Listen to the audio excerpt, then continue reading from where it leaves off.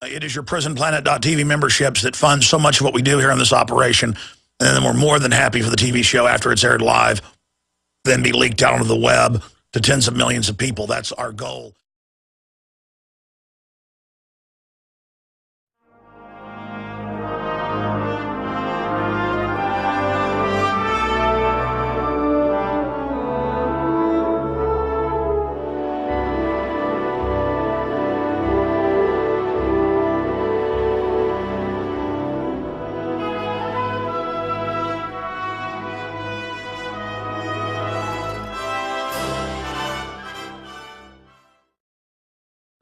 Ladies and gentlemen, we are seeing criminal investigations and indictments by the Obama administration of people that work for the federal government who just talk to Fox News and tell them their opinion. That's what reporters do. We call people, sources in the government, and we try to get their opinion. Hey, what do you think is going to happen? Not what's classified, but what do you personally think is going on with Kim Jong-un? Oh, well, we'll just arrest you. And I guess they're looking at arresting Fox News reporters. And even the London Guardian is saying this is authoritarian chilling effect and is incredibly dangerous. The president of the Associated Press, which you don't get any more establishment than that, is saying this is unconstitutional and dangerous, what's going on. And that a massive chilling effect has already taken place. That's some of what's coming up today. And you notice when they have White House spokesmen out there, who do they really attack? DrudgeReport.com. And their surrogates, like Media Matters, that's admittedly White House run, obsesses on Infowars.com. And all the other Democratic Party run sites. And again, I'm just a constitutionalist. I fear the Republican machine. The issue, though, is I've never seen anything like Obama. It is at light speed, the tyranny that we're seeing unfold. Adam Kokesh, I heard Saturday he'd been arrested at a pro-marijuana legalization rally for not even smoking pot. I saw the video, and now we've confirmed that they're still holding him in a federal prison. See, he walked on federal land. They used at a federal park in Philadelphia. They used that as the quickest way to grab him. And then now he's charged today. Reportedly, they're going to charge him with resisting. Show the cart before the horse. They come up and grab you.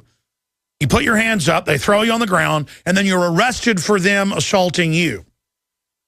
Cart before the horse. How do you get arrested for resisting arrest? What was the reason to arrest you? Most states have laws saying you can't do that. Courts have thrown it out for the feds. They don't care.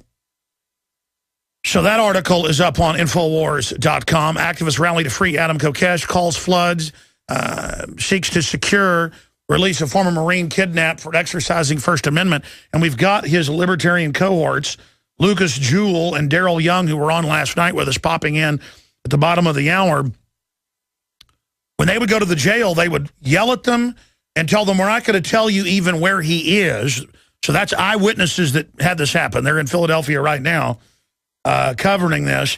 And now the reports are coming out on their Facebook. We'll find out when they come on that when you call the federal prison, you know, skip court, skip trials, just go directly to federal prison, NDAA style. They reportedly, they're saying we blew his head off. Now, we haven't confirmed this yet. You're like, man, that's a terroristic threat. That's a felony. Feds don't care. I mean, hell, they like burn up little kids and roast marshmallows while they're doing it. They ship in narcotics. This country's far and run. They want you to know this is their country. That's why they're arresting press and, doing all this. This is, this is their nation. And then they deserve a peace prize for it. So we're going to be breaking down this. And again, they need to break your will. That's what the TSA bobbing for goodies in your pants is for. That's what all of this is about. So that's coming up after the break. There's an incredible article up on Infowars.com that's in the local news. And they reported in the local news like it's a good thing. Italian shotgun maker at a gun show loaded the fine shotguns into the vehicle legally, lawfully, And the snitch program, the taxi driver, called the police on him, and they still arrested him even though no law was violated and told him get out. So he fled in fear. You better stand. There's no turning back. The bugle sounds, the charge begins. But on this battlefield, no one wins. And that's what all the fools joining the New World Order are going to realize.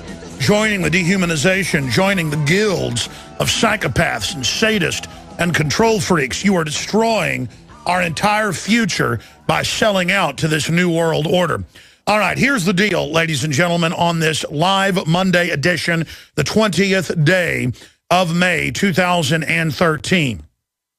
We have Lucas Jewell and Darrell Young joining us about political prisoner Adam Kokesh, who went on to a federal park in Philadelphia and was grabbed and disappeared into a federal prison. And reportedly, they're saying some pretty obscene stuff when you call and ask where he's at. They just can't wait to fully go after everybody, folks, and feel sorry for them. They've taken our restraint as a sign of weakness when it's the opposite. Also, Kristen Meghan is on. She was in the Air Force and is an insider, just gone public last week, whistleblower. She'd given a couple speeches, and she went public on nightly news last week. And I saw this interview with Jakari Jackson and had my mouth hanging open because everything she said fits my deep research on the admitted programs, but the details are classified. This is the Air Force weather modding, geoengineering, terraforming to whatever they want for the climate here. That's coming up at the bottom of the next hour. And then in studio, Joel Skousen will give us his take on all of the different Benghazi gates, IRS gate, press spying gate, all of that in studio. He's here to be interviewed for Obama Deception 2. And he'll also be on the nightly news with yours truly tonight. We're going to look at why strategic relocation. Not because we're in fear, but because we're in charge. And specifically, where are the elite going? Just so happens I've noticed that, where Joel Skousen recommends is where the elite are going. And of course, Joel Skousen won't say this on air. It's not a secret, but he advises billionaires, millionaires, you name it. I mean, he really is the top of his game, building high-security houses and other type fortresses.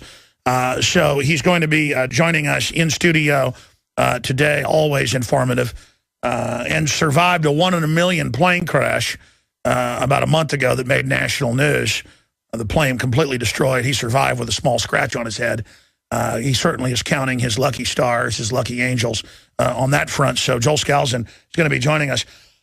Okay, this is happening worse and worse, and I have a burning frustration once I get off air every day that I don't cover everything. In fact, I'm lucky if I get 20% of it. Let me just try to do it this way. And God, give me strength. Let me do it this one time and just read the stinking headlines instead of commenting on them. Because, I mean, I studied last night. I studied this morning. I get in here. I go over it all, and I get so angry looking at it. It's so over the top. Let me just try to read you these headlines. Some of these, let's just start with stuff I didn't get to yesterday. Okay? Let's just start with that. This is from Reuters. Taxes on some wealthy French tops 100% of income. And that's one of the major newspapers there in France breaking that down. Reuters reports 100%, while the EU bureaucrats are exempt and pay zero, and that's come out. I'm sorry, I said I'd only read the headline. It's 100 times worse. This is their plan. Total slavery. Google insider exposes immoral tax scam. Top Google executive goes public and says that they have a scam to pay zero tax. Sunday Times of London. Oh, they're so liberal.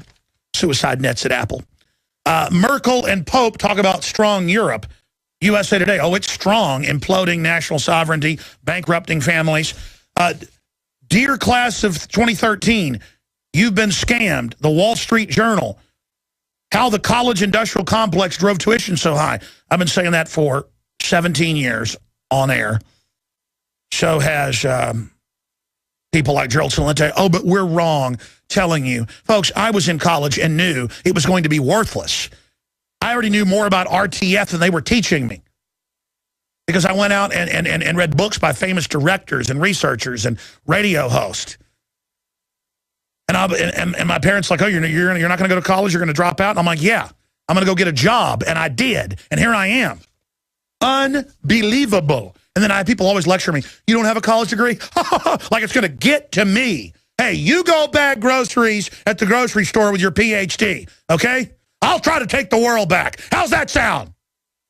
All right, I'm not putting people down that have college degrees. It's just don't ring knock. You know what a ring knocker is? They take their college ring and they go on the table. I've actually had it done. I'm like, what the? You want some crony job? If you want to go get a crony job, the most important thing at college is the fraternities. That's the only reason to go to college is if you're going to try to get in the right fraternity and do whatever you've got to get into that elite fraternity, that has some value. It's nepotism. All right, let's continue here, ladies and gentlemen, to give a little college course here on how to actually go to college if you are. The IRS job is to violate our liberties. Ron Paul article on Infowars.com. Absolutely, that's its job. That's why it's the go-to for all this criminality. That's just some of the news on that front. Oh, here, let's look at this news stack from yesterday. Surgeons, this is stuff I didn't get to yesterday, surgeons now cutting out healthy prostate glands of men who carry the BRCA gene. But why is prostate cancer in the Western world up over 2,000% since the 1950s? Look it up. In fact, I'm being conservative. Some estimates of some types of prostate cancer are up over 5,000%. Type 2 diabetes up several thousand% in the U.S. population. It's set to be half of Hispanics by 2015 and half of everybody by 2020. Look it up. Half of us are going to have burnout pancreases. Folks, we're not in Kansas anymore, and it's not that we're drinking more sugar. People used to, I looked at the studies, people used to eat more unhealthy 30, 40 years ago. Everybody knows that. Hell, people were skinny, smoking 2 packs of cigarettes, drinking whiskey every night. You'd eat a big chicken fried steak, gravy, everything else, and then have a piece of cake and go to your office job, and you didn't look like people do now. They feed GMO to the rats. They look just like us. I said I'd try to just read each headline. I'm sorry. Surgeons now cutting out healthy prostate glands of men who carry BRCA gene. Mike Adams, naturalnews.com, Infowars.com story. UK man has prostate removed after tests reveal Jolie gene flaw. Again, we have predisposition with different genetics for different things. Some for heart disease, some for cancer, some for rage. That's an attribute. Some for depression. Some for eczema, some for this, some for that, some to be more susceptible to the flu, some to not be. Some people have thicker skulls. Some people can take a stronger punch. Some people are more susceptible to not being able to take a punch. Some people can take more crap. Other people can't. There's all sorts of people in the world. And it's our genetics. You know, like some cars can take, 1,200 or 7,000, whatever it is, RPMs, 10,000, 15,000 RPMs. Some cars can't take 5,000 RPMs. You'll blow the engine. I forget the RPM designation. You don't say, oh, this car needs to have its engine removed because it can't, have super RPMs like a souped-up Corvette. You don't say, this car has bad genes. Ladies and gentlemen, this is the garbage. They're telling you it's your genes that have the problem. But we already had these same genes 50 years ago, 60 years ago, and weren't dying in mass.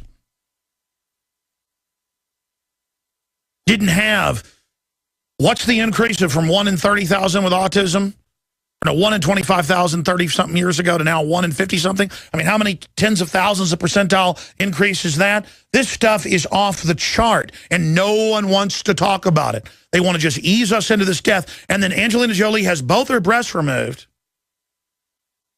And again, different types of eye cancer are up. Very rare, now becoming common. Do we have our eyes removed preemptively? Colon cancer is way up. Have your colon removed preemptively? Cancer of the lungs is way up, even though smoking's gone down. Look it up. Are we going to have our lungs removed? How about our brain? Brain cancers. Cancers that weren't even known in the brain are skyrocketing because of different cancer viruses, mainly in the vaccines that embed themselves. That's on record. Should we have our brains removed? You're like, well, you would die with your brain removed. Let me tell you, you take your lung out, it's going to ruin the rest of your life, folks. Do you have any idea the hell we're going into? And look at this. Look at this headline. This is CBS News. CDC, 1 in 5 U.S. school children may have mental disorder. That's because they're listing everything as a mental disorder. Feed them red dye, feed them high fructose corn syrup, put them in front of televisions and computers all day, rewire their brains, and then wonder why they act like gibbering idiots. And then the answer is put them on Ritalin, put them on other speeds, and their brains burn out. Then put them on other stuff. Then put them on stuff to put them to sleep at night. And then you get drug addict zombies. And what did the New Freedom Initiative say in 2005 it was going to do? The New Freedom Initiative, amply Orwellian named. They said, we're going to put half the kids in America on psychotropics. And they went then from about 10% to 20%. So just in 7, 8, 9 years, I don't know how many years that's, 8 years, they've gone from 10% on drugs to 20%. And in captive audiences of foster kids, 68 to 69% national average, look it up, are on psychotropics alone. You add in other drugs, it's like 80-something%. Look it up. Look it up. When they have it, folks, these people are not going to stop.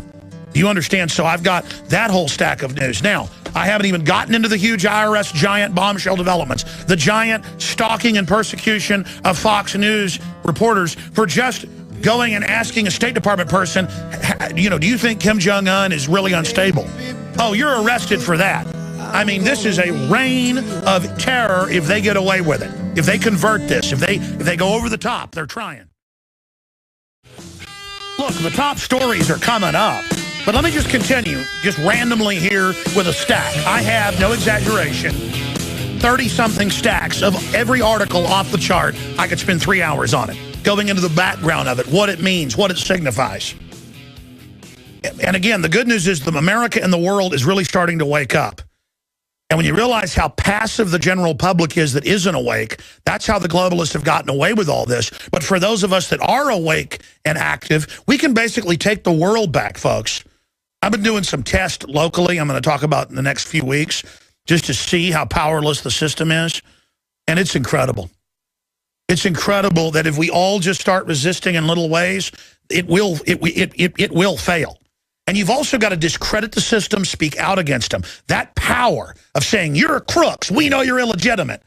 They need people to go along with the fraud that the government's run by good guys. And yeah, the guy on the street may be the best guy in the world.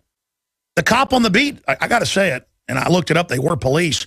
I ran into 4 cops yesterday at a university I was at, and they were all listeners. And I mean wild-eyed listeners. And, you know, basically said, we're with the rebels, we know what's going on. So that's good news. But see, they are under the command of a corrupt system. So it's up to us to take that system back and not let the system play us off against them. Because as mad as I get at the police being out of control, that's part of the globalist plan, is to hate them so that we then get into a fight with each other. Instead of going, hey, what you're doing is wrong. I'm going to speak out and resist what you're doing through the Constitution, but I'm not going to hate you because you're screwing your own future as well. And I'm going to try to give aid and comfort to good police and good military that have courage to stand up and do the right thing. And I'm telling you, folks, that's the essence of having a free society, is just doing what's right and you know, standing up. You know, it's that Aaron Tippin song. We ought to try to dig that up and come back with it. I know it's in the computer. You know, Daddy didn't like trouble, but if it came along, everyone that knew him knew which side that he'd be on. And, you know, the song goes on that, you know, he wasn't a hero or this county's shining light, but you could always count on him to do what was right. And I'm actually the kind of person that doesn't enjoy trouble. I'm a very private, very quiet person off air. But I can't help it when somebody tries to wrongfully dominate me, and if they've got a look of dominance in their eyes, trying to intimidate me, man, you just hit my buttons. And I've done everything I can in 18 years, really 20 years fighting, but 18 years on air, to fight them. And look what I've built. And I'm nobody, folks. I know who you are out there. I know you're leaders. It's in you. And you know you're a leader if you've got that tingle in your heart and soul right now. If you've got that electricity in your mind right now, that's because you know your destiny is to stand up and be a leader. So stop trying to make a pilgrimage to Austin, Texas to meet Alex Jones and, you know, think that that's where you're going to get the answers of what you should do. I mean, they go to 590 AM now 20, 30 people a day, where I've got their managers calling me, begging, going, tell people you're not here. They don't believe it. They're camped out, 20, 30 people a day. One of my old addresses, they show up 20, 30 a day. Look, I'm not at South Lamar, I'm not off Mary Street, and I'm not at the 590 Studios. And I can't meet with you, folks. I'm having to battle the New World Order. The only reason I just brought that up was to not brag, but to tell you how popular this show's getting. And because of the request by all those other offices, the please, they beg, please, we cannot conduct business. We are over. In fact, they haven't said this, but you'll probably just get me kicked off the radio. And it's that bad. I mean, it's I mean, imagine, it's like they're trying to meet Elvis or something over there. And the only reason I bring that up is that that's not where I'm at, okay? And it won't matter. They'll still just show up by the dozens a day. Believe me, I know. We had to get a secret location because of it. You know, just like, you will talk to me. You will talk to me. I cannot talk to you. I'm in here at the guns, in the info war, fighting the globalist, okay? All right. I've covered that. I've done what they asked again. That's all I can do. And they tell him he's not here, and they go, I know you're lying. And they say most of them are really sweet, really nice, but they said, you know, you get 20, 30 people, sometimes more a day. And so, one a day is at all these places, they beg. They beg. Places where I've lived formerly, they beg. Places where I don't live. I get other Alex Joneses through the grapevine finding it, you know, sending me letters to the P.O. box going, can you please say you don't live in Austin anymore? They're climbing the gate and coming to my house and leaving trinkets on my front door. My wife's freaked out. My wife tells them that I'm not the Alex Jones they think I am. It's sick, man. It's unbelievable. I think I'm going to move again, just to move. And again, it's not that I just can't handle it. I mean, I am under frickin' siege here. Excuse me. All right. I apologize, Lord. All right. We're going to come right back, ladies and gentlemen. And we're going to get into the news and get the latest on Adam Kokesh. But a guy at a Denver gun show legally brought shotguns to sell, and they arrested him. We're going to get to that. You've got to stand for something. You'll fall for anything. That's Aaron Tippin. And if you go to the YouTube channel with millions of views on that, people make fun of the song. Oh, you've got to stand for something or fall for anything. That's what I heard growing up. That's what the kind of things my grandfather said. And, you know, my grandfathers weren't heroes. They weren't anything special, but they didn't give in. They didn't back down. And that's why America was still somewhat free. But what is our culture today? Who are you? I mean, I know our listeners are liberty lovers. I know who you are. But who are the hundreds of thousands of new listeners today? That's a conservative estimate. Listening on AM and FM stations all over the country. Watching this on YouTube later. Listening to us on shortwave, on XM. Channel 244. Who are you? You know, what if I say I'm not like the others? What if I say I'm not one of your slaves? You're the pretender. What if I say I will never surrender? If you don't have freedom, you don't have anything else. And acting like slaves makes you a slave. And the end of slavery is when you realize what's going on is the beginnings of slavery and is wrong. I mean, now they're arresting members of the State Department and looking at arresting a Fox News reporter because they talked to somebody at the State Department. The guy was visiting the State Department above board. I've called the State Department getting guests on before, getting people on that are, you know, worked at the State Department or working there. And hey, so what do you, as the liaison expert on North Korea, you know, what do you think? I mean, do you think Kim Jong-un's really that dangerous? I mean, well, you know, what? I mean, that's in the London Guardian today. Quotes of what is going on. Oh, well, you know, none of us know, but we think he is pretty unstable and that he may actually do more nuclear testing. Look at this. This is out of London Guardian.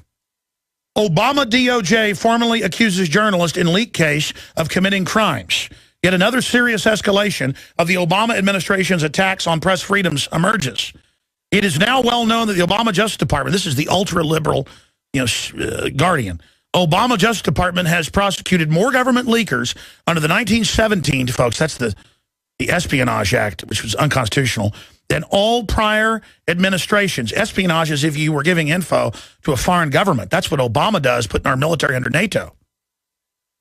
Obama Justice Department has prosecuted more government leakers under the 1917 Espionage Act than all prior administrations combined. In fact, double the number of all such prior prosecutions. I said a few weeks ago, I said triple what Bush did, just because I knew it was a big number and I'd forgot it. And I went and looked it up. Bush didn't even really do that.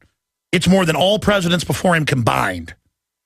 But at last week's controversy of the DOJ's pursuit of phone records of AP illustrated this obsessive fixation in defense of secrecy, targets and severely damages journalists specifically and the news-gathering process in general. The president of the AP says there's already a chilling effect. Duh, think so? And they're putting all this out now, folks, to because they want to just scare you. Stephen Kim, a naturalized citizen from South Korea who was indicted in 2009 for allegedly telling Fox News chief of Washington correspondent Jace Rosen that U.S. intelligence believed North Korea would respond, in addition to UN sanctions, with more nuclear tests. Something Rosen then reported. Kim did not obtain unauthorized access to classified information, nor steal documents, nor sell secrets, nor pass them to enemies of the U.S. Instead, he gave his opinion, which is normal. By the way, that's why Colonel Schaefer isn't been coming on the show. He was threatened, and he's not even currently, he's in the Army Reserves, but he is in a Pentagon think tank for coming on and saying in October everything that's now been confirmed from his sources. And now he's being threatened. And he did tell us that off record, and then later he said we could say it on record. But he said, I have never had hell come down on me. And then he's always like, I'll come on in a few months. But he keeps saying, I'll come on, I'll come on, I'll come on. Well, it's out in the open, okay? That's America, where Army colonels won't come on this show because they're afraid of this kind of crap.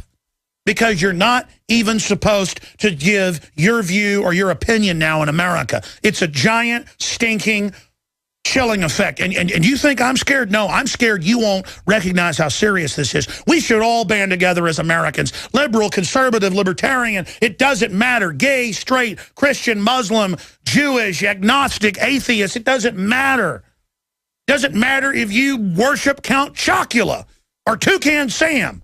You better recognize, folks, that, what's the old quote by the, I think it was Episcopal priest. He said, first they came for the labor unions, I said nothing. I wasn't in a labor union. Then they came for the communists. I wasn't a communist, so I said nothing. They came for the Jews. I wasn't Jewish, and I said nothing. Then they came for the Baptists, and I wasn't Baptist, so I said nothing. And finally, when they came for me, there was nobody left. There was nobody left because they'd already taken everybody. This is how tyranny works. And I told you day one because I would get the manuals, which, by the way, I guess they could try to arrest me for that. They sure figured out who gave it to me, federal and state. And I knew then, boy, they really are spying on people, folks. Oh, they're spying on everybody. That's what I'm saying. You understand how much we either run for the hills or we fight this thing politically. And as for me, you know what I'm doing in a fight?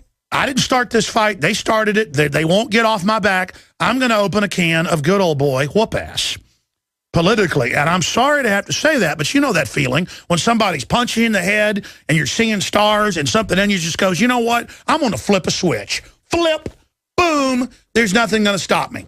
And folks, the only way to politically deal with these people is to flip that switch. It's time to flip the switch, folks, and stop playing games. When somebody tries to get in your face from government and dominate you and intimidate you, that is the spirit of pure evil, and they want to rob you of everything.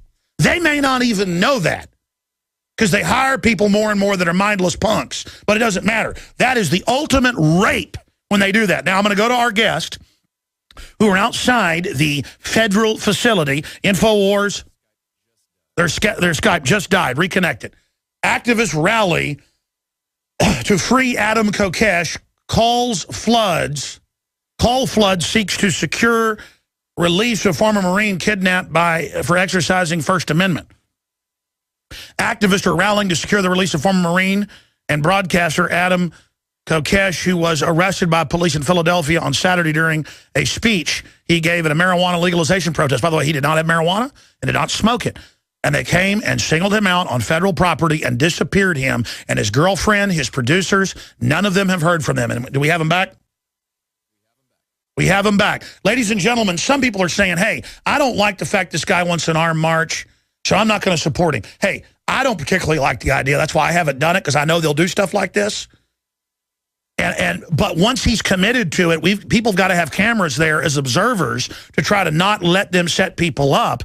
And the Supreme Court did rule in 2008, you can have loaded rifles in D.C., and they've illegally not implemented the Constitution there. So I get like going to the lunch counter because you're black and they tell you you're not allowed to. That's civil disobedience. It's breaking laws that are unconstitutional. They said if you help slaves escape in 1855, we'll execute you. Well, people still helped blacks escape, and they prosecuted and executed some of them. And so then people like John Brown started killing people, and they called him a terrorist. But the point is that I don't want it to get to that, because we're winning the fight in the info war. Plus, the people we're going to be fighting are brainwashed. These are, on average, not bad people. Now, federal jail guards are another thing entirely. That's where they mainly hired people to run Abu Ghraib and other camps, were jail guards that had complaint list of rape and stuff to run the torture. That came out. So federal jail guards are as bad as it gets. And reportedly, Paul Watson saw this on the Facebook of Kokesh. We haven't confirmed it, that it's actually happening. But people are saying when they call, there's jokes like, yeah, we shot Adam Kokesh in the head, which is a terroristic threat if it's true. But see, they don't care, because they've been told you're above the law. Go after the Tea Party. Go after everybody. And remember, the anti-terrorism stuff is pointed at the American people. We're joined by his two producers, Lucas Jewell and Darrell Young, who were on with us yesterday. Gentlemen, you're there. You're welcome to, after you talk, get out and show us some video shots of the federal facility. The phone numbers to call are up on Infowars.com. But, he's another talk show host, but I'm not in competition with him. I am in competition against the tyrants, and I'm pushing liberty, and we all hang together or we hang separate. And I've seen other talk show hosts making slide comments and things, and they're idiots. I expect if I ever get set up like this that you're going to support me. That's how the instinct of winning works. Gentlemen, give us the latest on what's happening to Adam Kokesh right now, who strayed onto Federal Park and got kidnapped. Well, we're right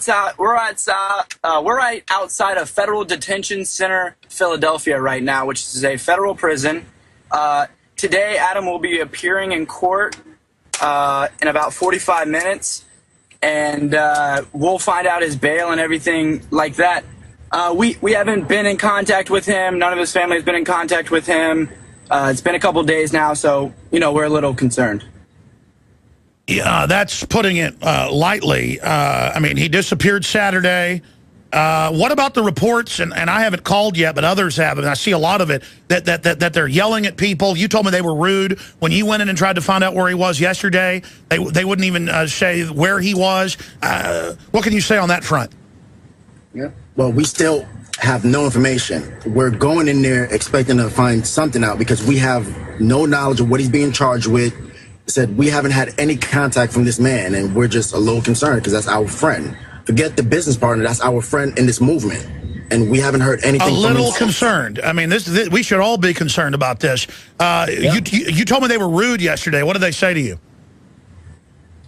When did the police office? I believe it was Saturday when we went to the police office to find out where he was. When they said he was picked up by the federal agents, they just said, hey, unless we're a lawyer, they can't provide any information to us. That was basically it. And yeah, that's pure bull. You're obviously his friends on record. And his girlfriend hasn't heard from him. Family hasn't, correct? Correct. Spoke to his girlfriend early this morning. As soon as I hear something, I would definitely contact her immediately. Nobody has heard anything. Man, folks, do you realize this is like Russia or Nazi Germany? This is over the top.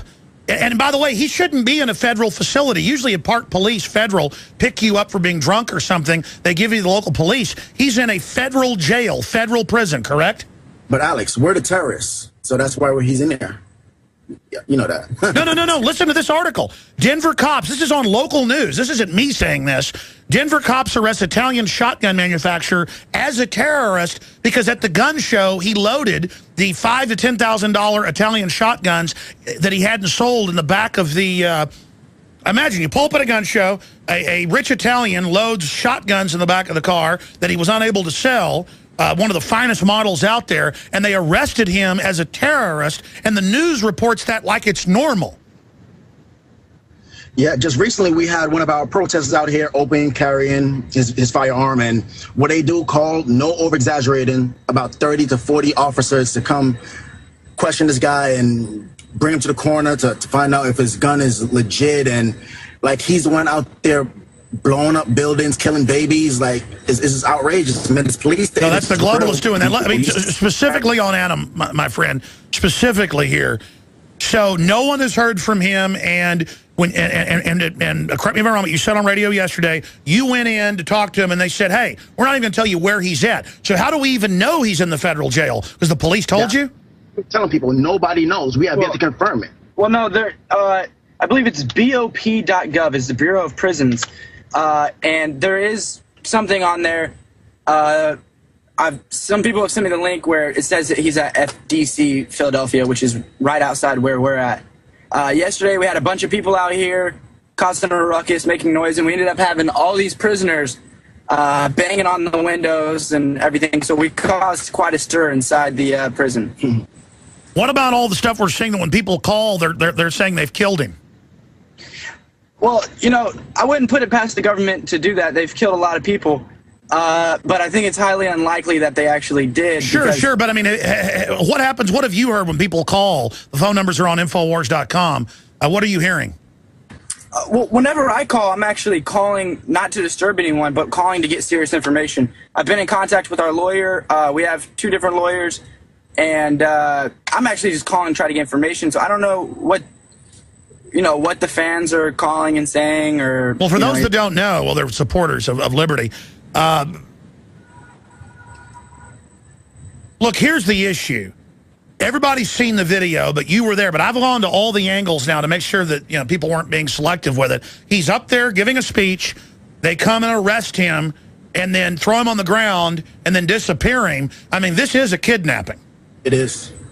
Yeah, it's a kidnapping, but, society isn't going to judge it as that because they're wearing funny costumes and shiny badges. They have a pseudo society-granted monopoly on the use of force. That's what government is. Unbelievable. So, gentlemen, points you want to make? I just want to see my brother, man. I want both of my brothers to be free. Not only Kokesh, but N.A. Poe is a political prisoner right now. Tell us who N.A. Poe is. So he disappeared into the snatch and grab. Yeah, he's the other half of the Panic Hour with Steve Miller, just another political activist fighting the tyranny, just being active, educating people, and they want to stop people like that because they can spread the message of liberty, and they want to continue poisoning and brainwashing people. And is people like that that's waking people at a large number. So if they silence them, they feel like they can silence that large number. But you can't stop what we do. They can't. Yeah, Alex, I was actually on the radio or internet radio show with some people you work with yesterday, and they told me, you're on the list, right? Like, you're on the government list. If you're not on the list right now as an American citizen, you should be ashamed. You should be ashamed of yourself for not standing up against this brutal tyranny. People I work with? Somebody from my office? Someone who claimed they were affiliated with you. Well, everybody does that. Yeah. I'm going to ask you off air who that was. Let's put this back up on screen here. There it is. That's at the federal prison's website. Adam Kokesh, register number 69371-066. 41-year-old white male. That's not true. Yeah. So they say he's 41. How old is Adam? 31. Let's punch it back up. So the feds can't even, pretty soon it'll be a conspiracy theory to be able to get a number right. And it says release date unknown, Philadelphia FDC, Federal Department of Corrections.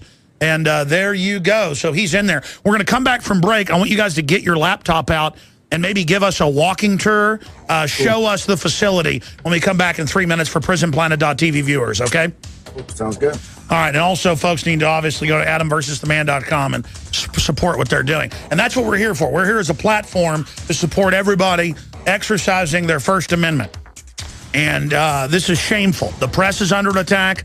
Demonstrators are under attack. Free speech is under attack. Mainline churches are being audited and told to say, hey, what are you praying? By the way, folks, they're not just getting rid of the 4th and 5th Amendment, the First, all of it, the 10th Amendment. They're getting rid of everything and saying they're going to raise your taxes up to 80%. France, it's now at 100%. Reuters is reporting. I'm not joking, 100%. But then it turned out all the socialists were exempt and had Swiss bank accounts. They are robbers. Robbers will take everything you've got and your life for fun. They've already robbed you? I'll go ahead and shoot you. Boom. Because they like it. It's what they like to do. Now, their Skype cut out. We're trying to reconnect right now. And as soon as we get them, we'll get them back on. But the whole point is that if they arrested him for even the marijuana, I'd say, okay, it'll be fought out in court. But, I mean, he's not even smoking marijuana, and he's giving a speech, and they go and grab him, tackle him, and then disappear him. I mean, this is a big deal. At G20, we got footage of them just grabbing peaceful protesters and disappearing them. By the way, it's more important than ever. If I'm going to, fight 110%, I want you to help us. Please go to InfoWarsStore.com, subscribe to the magazine, give people gift subscriptions, get a InfoWars Nightly News, PrisonPlanet.tv membership. It's 55 cents a person a month. You get 11 memberships for $5.95 a month. One membership is 11 memberships. Operation Awaken the Sleeping Giant. Get a PrisonPlanet.tv membership. I want to thank the current members. Buy the books, the videos, the Pro Pure water filters. Filter your water, whatever you do. We've got the lowest prices on the best water filtration out there. Pro Pure, 10% off, promo code WATER. And spread the word about this broadcast. And support our sponsors on Infowars.com as well. And support our local AM and FM affiliates by supporting their sponsors. And get an XM subscription. Or if you do have an XM subscription, thank them for carrying the show and ask them to pick up the Sunday show. That's how we continue to move forward. Now, going back to Adam Kokesh's producers, Lucas Jewell and Darrell Young, with his media operation, there's partners in that. Finishing up, get out with the laptop if you can, or finish any points you want to make about this political prisoner, Adam Kokesh, and the other fellow. We have the phone numbers, all the details at Infowars.com. And make any other points you want as you show viewers shots of the federal gulag.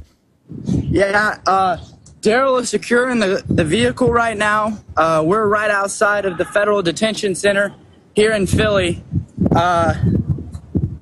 There it is. I'm gonna come up to the door and show you more stuff. Oh man, I almost jaywalked in front of a cop. Oh my gosh, you're so evil. What a criminal. Fuck it. Bleep that. And try not to cuss, man. It's really hard for us to cut that out. I apologize, Alex. See here, I don't know if you can see in the camera. So this is where he's being held. Federal Detention Center in Philly. So we walk across here. This is where we were yesterday. We were bullhorning. We were causing quite a stir. We were actually bullhorning these front doors here. Not a lot of traffic coming in and out. Oh, my gosh. But, if you were by yourself, they'd come over and say you're not allowed to videotape and threaten to arrest you for terrorism, like Molly Rogers, one of our crew members, a few months ago. And then once you come and confront them, they go, oh, there is no law. We apologize. In fact, we step back from the laptop. Give us all a wide shot of the facility, please, sir. See what we have here. Absolutely. So somewhere in there, we believe Adam is being held by the goons who can't even put his name right in the computer. And then, correct. And here we have a couple guardians of the emperor here. Allegedly, we're not supposed to be standing where I'm standing. Oh, yeah. Show me the guardians of the emperor. Here we are. We have a couple police officers here. Obviously afraid of the camera because, good deeds are done in light, Alex. So yeah, show us. Yeah, keep it going. Here we are. We got... the bald guy, he's not afraid of it. Yeah. Show us the bald guy. Oh, look, he's got a badge. Right. He's God. Hey, that badge only means something if you're lawful. Hey, by the way, stay there. Back in 1 minute. I want to go up and talk to the cops. We'll be right back.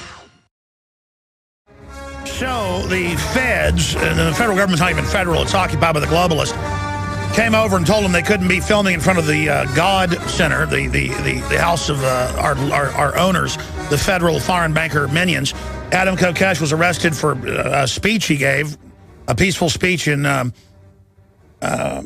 Philadelphia, and now his producers are out there. They have a laptop with live video feed Skype, and they won't say why he's been arrested. He's disappeared. The full details are at Infowars.com.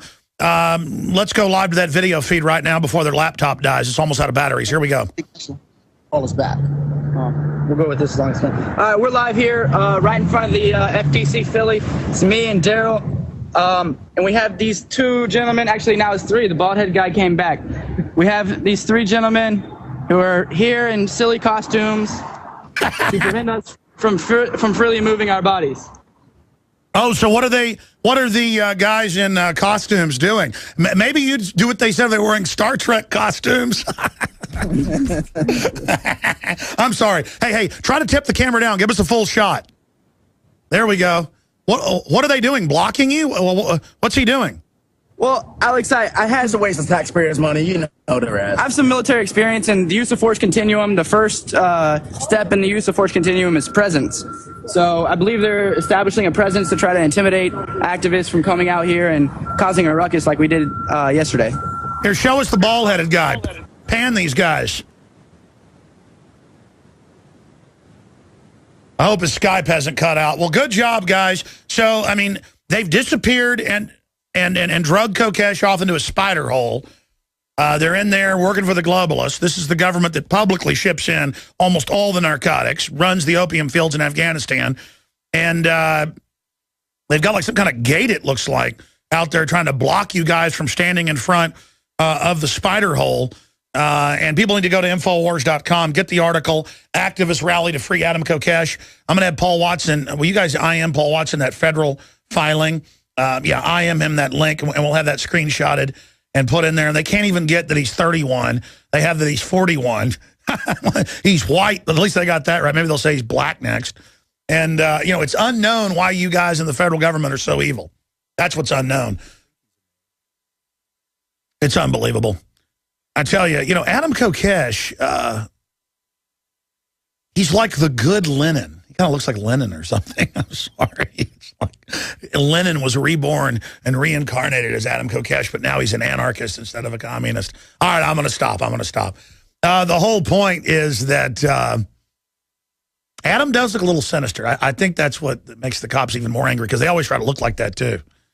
And but we're going to be covering all of this, ladies and gentlemen. I'm a big sweet teddy bear, and that's what I could grow a goatee though. Maybe shave my head. Everybody like that? All right, man. We're going to go to break. We lost those guys. This is only going to intensify the awakening in this country. And if they ever disappear me into one of these spider holes, just know that's our victory. And just continue moving forward, because there are a bunch of people that are scared following their unconstitutional orders. And that's why they're scared of his armed march on Washington, peaceful, to demonstrate the Second Amendment. They're scared of the idea that even if they provoke a terror, that's going to come out. And they understand that they're trying to dominate us right now and break our will and set the precedent that we have no basic liberty. And it's all coming out that we do have a tyranny. And so people are now having that choice. Like, okay, we're in a tyranny. Now what do we do about it? And either people will acquiesce to it and we'll go into a very long, dark time, or people will start non-compliance across the board everywhere. And their video feed cut out. But call their cell phone. Give them our hotline, guys. If they have any problems out there, tell them to call in during the show today, okay? And we got a bunch of guests. We got an Air Force chemtrail whistleblower about them spraying poison on you and your family coming up, and Joel Skousen in studio. And we got a ton of the latest IRS impeachment news. All right, ladies and gentlemen, we are back live. Thank you so much for joining us on this Monday edition. We're now into the second hour. We have just masses of news that I'm going to get to in detail right now. I haven't even gotten into our top stories in detail yet. The London Guardian and even the Associated Press officially are saying we're in a police state and that the press is being intimidated. They are arresting members of the State Department who just give their opinion to a journalist about how dangerous Kim Jong-un is. That's totally protected. The Espionage Act is giving secrets to a foreign power. Everything the federal government does, selling out to globalists, Goldman Sachs, JP Morgan, the private Federal Reserve that's European-owned, saying NATO's over our military. The Army has come out and said they don't need presidential authorization to quell unrest. I mean, this is all unprecedented treason. And then Fox News goes over to the State Department. I mean, they people openly talk to people. It's not even hidden.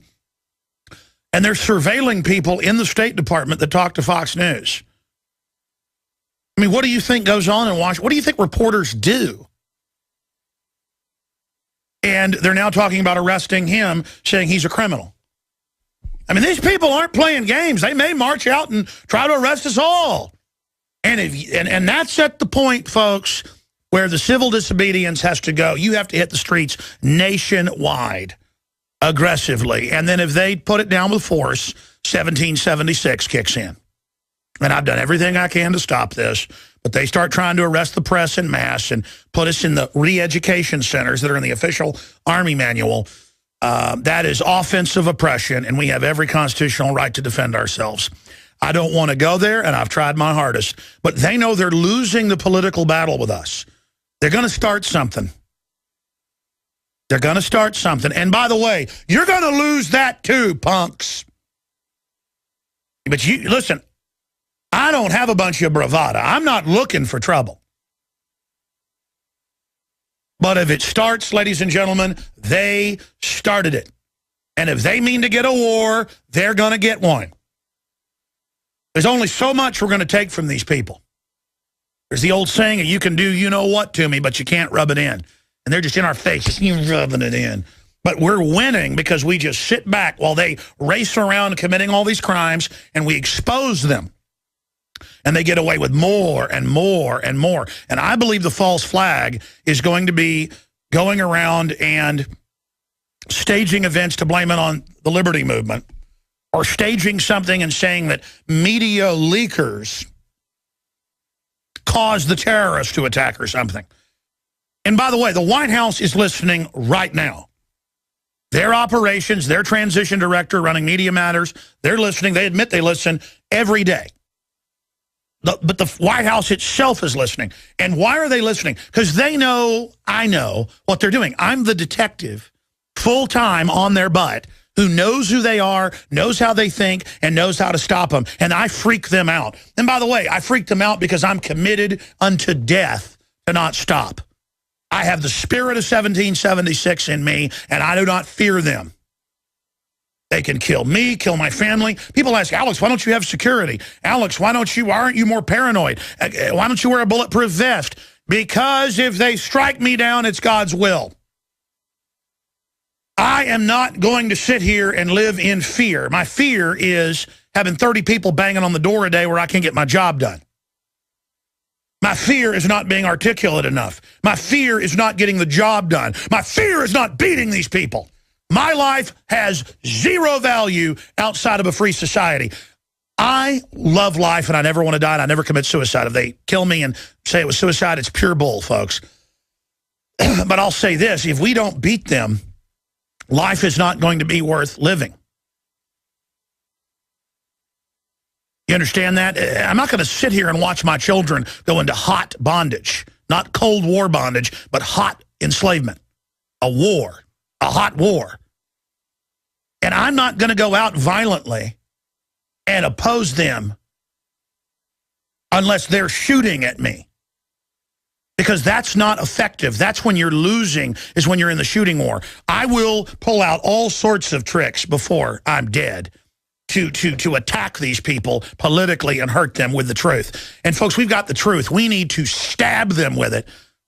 Not worry about who's won in the fight. Not worry about what's going on. Just stab, stab, stab. And folks, if we all just start stabbing with the truth, this sucker will bleed out real quick. Death by a billion cuts. So start shoving the knife in, ladies and gentlemen. Info war is 90% of warfare, the Pentagon's own words. We have the truth, the globalists have lies. Savage them. Destroy them. You're gonna, all you guys talk about a shooting war and how you're gonna, they keep pushing it, you're gonna go out and do all this. Folks, you've lost. We'll end up winning that war, but that's a major failure, a huge failure. We want to beat them with the info war. That's the 90% of the war. It is violence. I have been successful because I am violent with the truth. In fact, I'm not violent enough. My crew is not violent enough. These people are violently attacking our liberty, violently robbing our freedom, violently bankrupting our country, violently using our name for all their evil operations, violently trying to intimidate us. They are an outrage. They are an abomination. They are a fraud. They are a despicable joke. Put it back on screen. Yeah, there's the Infowars.com headline with links to her Council on Foreign Relations speech where she said, we are losing the info war. Yes, witch. We are finding our human spirit again. We're finding the righteous spirit to not even hate you, but be disgusted by you and just be animated with energy to pull you down. It's a battle of spirit, ladies and gentlemen, and they're trying to kill the human spirit. They're waging war against the human spirit because only the dumb will go along with all this idiocy. It's elementary. These are the most selfish people in the world. I am not even worried about my own life. I am in love with humanity. I am in love with your success. I am in love with everything you've done, the paintings, the art, the literature. I don't get jealous when some guy's got a gorgeous wife. I admire that. That's the spirit that builds civilizations. And you've got that spirit too. These people have the opposite spirit. They are envious and jealous, and they don't like you. It's painful to them, the beauty, the goodness, the purity, the creativity, the love, the compassion, the empathy. It's painful to them because they've turned to darkness out of their single drive to be in a position of power. There is no future without this species on this planet. I mean, it is beyond insane how beautiful the universe it is. It is beyond unimaginable that I say this, we're on a planet with a thin atmosphere, spinning through space around a gas giant, and we can stare out into space and see other planets, and there's just life all around us. I was swimming in the river the other night after I went for a jog, and the sun had gone down, but over the planet, pink light was hitting the clouds, and I was in like 15 foot of water going down and picking up rocks in crystal clear water in a spring feeding out the Colorado River. You're not supposed to swim in there. I do whatever I want. Not your slave. Wasn't playing your video games then. Wasn't on the computer then. I was in a river with big snapping turtles and fish all around me. And I saw waves of pink from the waves above me. And I came up out of the water, and there were bats, and there were skylarks, and chimney swifts flying around eating bugs everywhere. And I saw a big owl fly by. And I was just sitting there in just absolute awe of the universe. And it's that stillness, it's that wholeness. It was looking up into the sky, the pink sky. It was heaven. It was heaven. They can't take that away from any of us. They feed off our fear. Well, I'm not afraid of you. I'm not afraid anymore. I'm only afraid that we fail. I'm only afraid that you not be defeated. I mean, I look at giggling children with discovery in their eyes and love, and I think about how they want to hurt them and brainwash them and turn them into evil people and want to shoot them up with deadly vaccines and want to feed them GMO designed to sterilize them and give them cancer. And it's a feeling beyond rage now of just the evil of it, the evil force that drives that the globalists look at giggling children and see them as the larva of an infestation upon the face of the world that they must exterminate. They get a thrill out of it, knowing that we don't know, knowing that we're simple-minded, knowing that we're not simple-minded. The fool on the hill sees the world going by.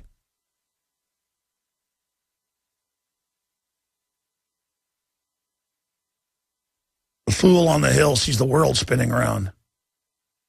And the eyes in his head see the sun going down. Fool on the hill keeps perfectly still. That's still place. That's infinity. That's forever. That's a moment in forever. We live forever. and you go back to all your ancestors screaming out in your instincts to resist this dehumanization, screaming and saying, do you know what we did to get you to this level? Do you know everything we put on the line?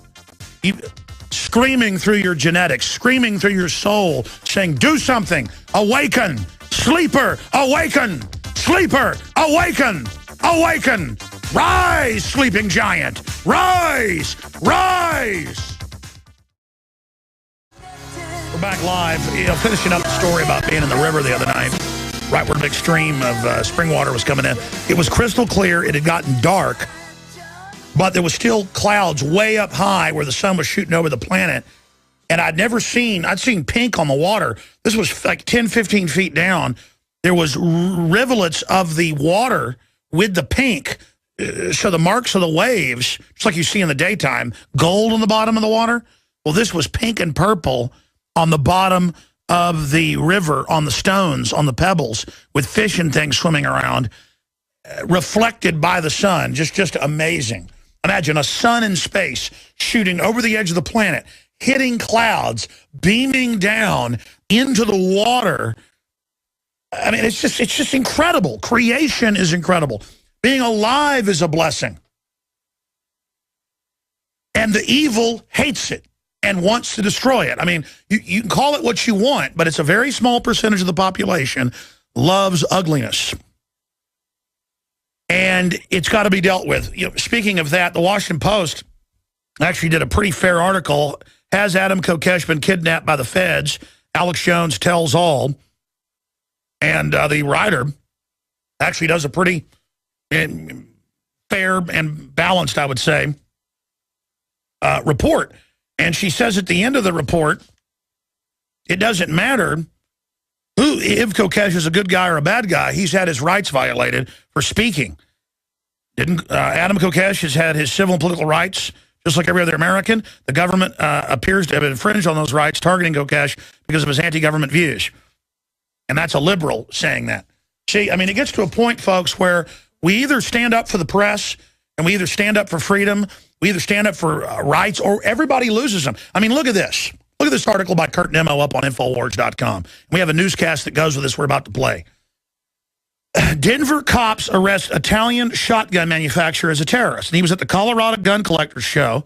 I'm not even a collector of really fancy shotguns, but I know who Daniele Perazzi shotguns are, and they're selling them.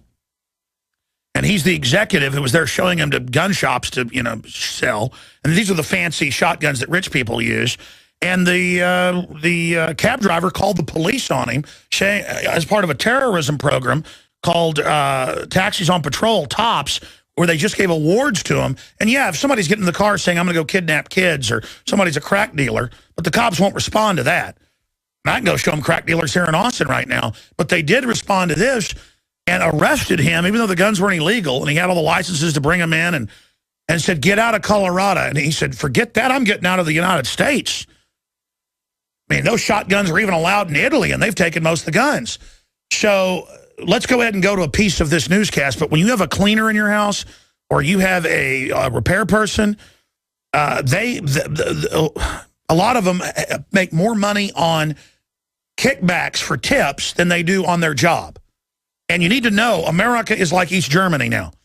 And they're hungry for new people. They're hungry for folks that haven't done anything wrong. Because the cops won't go after the real criminals. They're not allowed to. They can't go after their own cocaine dealers. Let's go ahead and go to this clip. A taxi driver called police claiming he just dropped off a terrorist at a gun show. Turns out the man wasn't who the cab driver thought.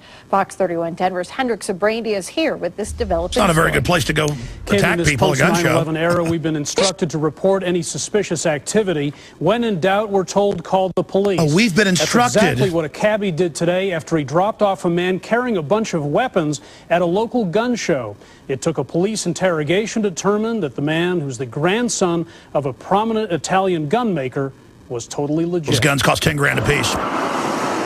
It was around noon today when a taxi driver picked up a fare who was carrying 7 expensive shotguns. Oh, my gosh. He dropped the customer off at the merchandise mart at a Colorado Gun Collectors Association gun show. Oh, that's not obvious. The cabbie then called What an idiot. police, saying he just dropped off a terrorist. Oh. Police came, took the gun-toting man in for questioning, then released him when they realized he'd done nothing wrong. The man is the grandson of the founder of Perazzi, an Italian maker of competition shotguns. Former Vice President Dick Cheney was reportedly using a Perazzi shotgun when he accidentally shot a friend back in 2006. Just this week, Denver taxi drivers got this reminder. If you see something, say something. Well, I see a corrupt government out of control. Folks, these are single-shot and double-shot carved shotguns. But that shows how dumb the public are. I told you I had the carpet cleaner call the cops on me 15 years ago for a gun case. And he'd moved here from a state where guns were pretty much illegal. And I said, listen, it's okay. And he ran out in fear from a gun case. I mean, that's how you've got us normal, informed people and then armies of mindless idiot zombies. Now, we've got a big whistleblower that's just been going public. Kristen Meghan joining us here in a minute. This is big. Please tell your friends and family to tune in. And the whole next hour, we're going to be talking with Jewell Skousen in studio about all the big scandals and what he thinks is behind them. We're going to go over IRS Gate, Spygate, Benghazi Gate, where he thinks the whole power structure is right now. So we're going to be looking at that with him. We're also going to look at some other issues tonight on the Nightly News. We're going to look at what strategic relocation means. Region by region, and what the elites are doing, why they're digging in and saying they're getting ready for total collapse and civil unrest.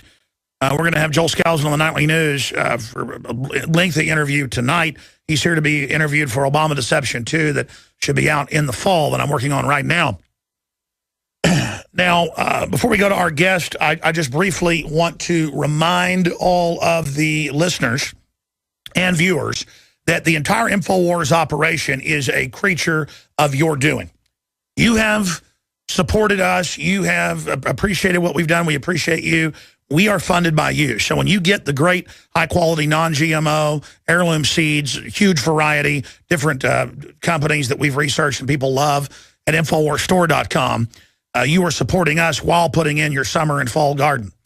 When you get ProPure water filters at the lowest price with promo code WATER by calling or going to InfoWarsStore.com, you're supporting the broadcast, plus getting an incredible high-quality filter to start filtering your water, or give one as a gift to family. That's the greatest gift you can give right there, health-wise. When you get a PrisonPlanet.tv membership, 11 memberships, $5.95 a month, you can then share those and get people to see the films in high def, see the Nightly News, see the radio show every day. And then maybe they'll become members and then give memberships to others. And then you're supporting us, paying for the bandwidth and expanding this operation. So again, shop with the good guys, the Patriots. InfoWarsStore.com, 888-253-3139. You can also call and ask questions or order books, videos, pro-Second Amendment T-shirts, anti-tyranny T-shirts with Obama the Slob as a joker. All of it at InfoWarsStore.com or 888-253-3139. Okay.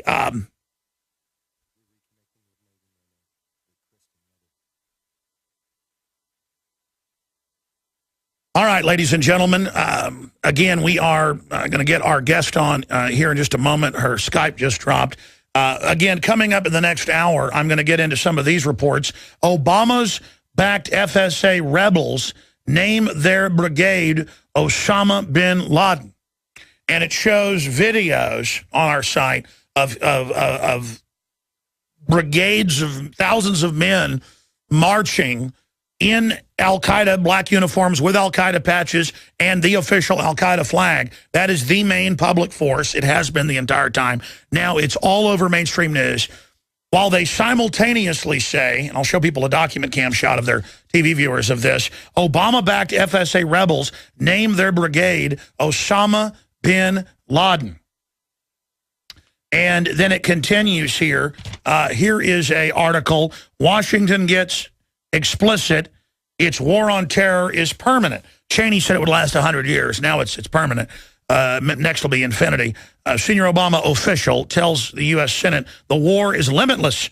Form will continue, or at least another decade or two. And, and of course, the main enemy is conservatives, libertarians, returning veterans. Think of the magnitude.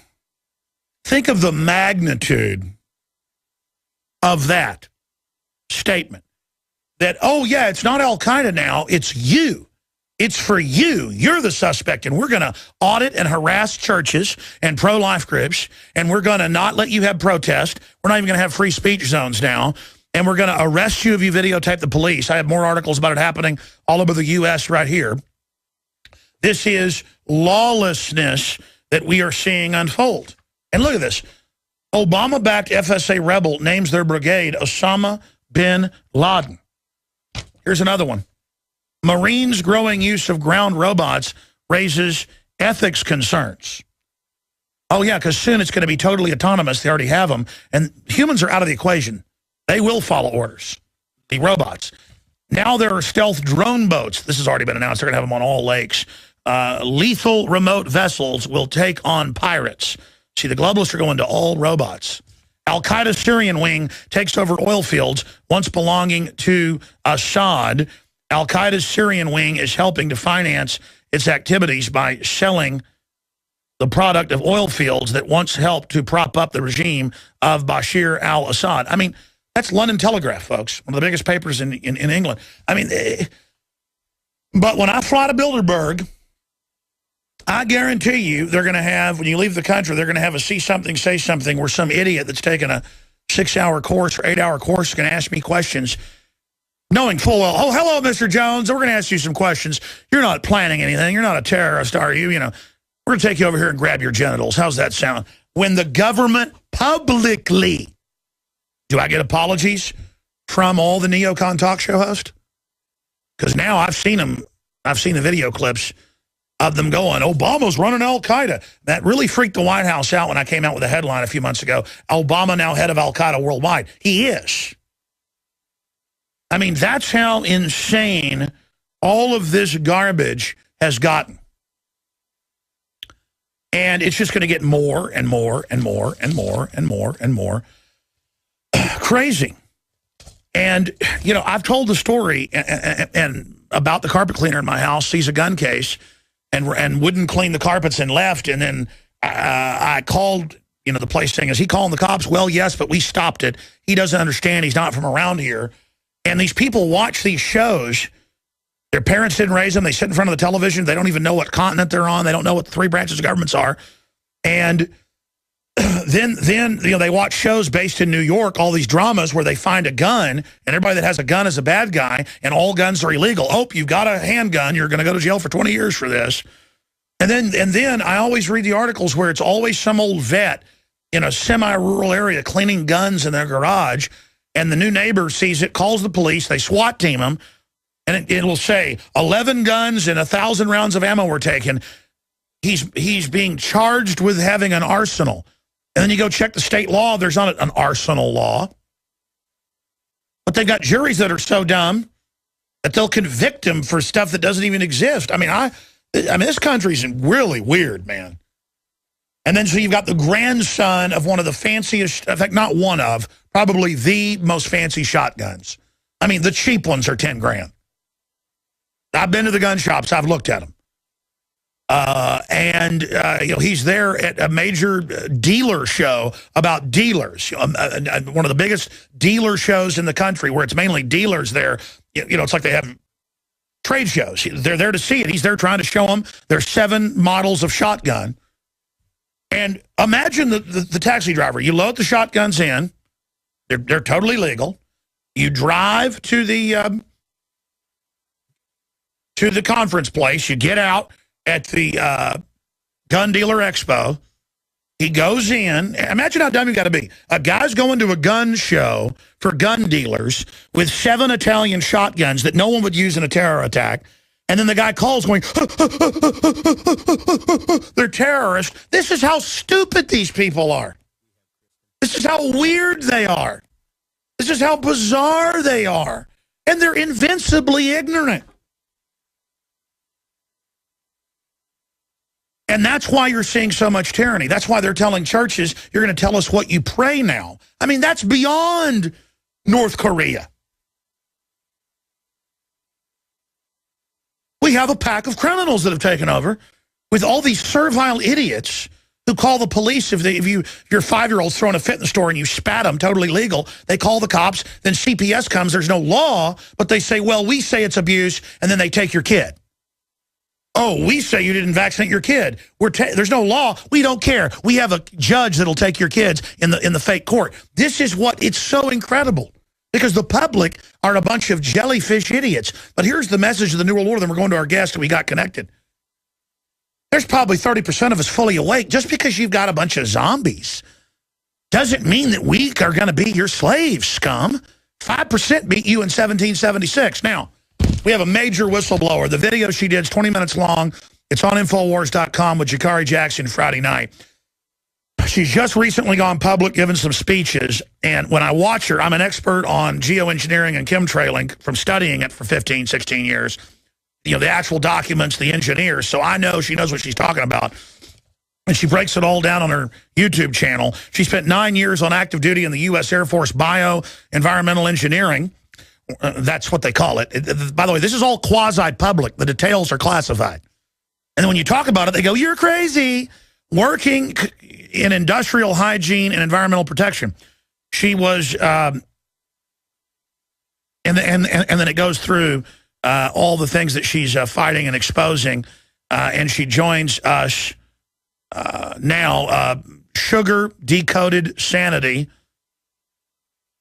.com is her website, sugardecoded.com, and she joins us now. I appreciate her coming on. Just give us the skinny of it because of time constraints, how you woke up, what you saw in the Air Force, what's going on with the environmental, it's biological too, engineering, and because, I mean, you're one of the few insiders.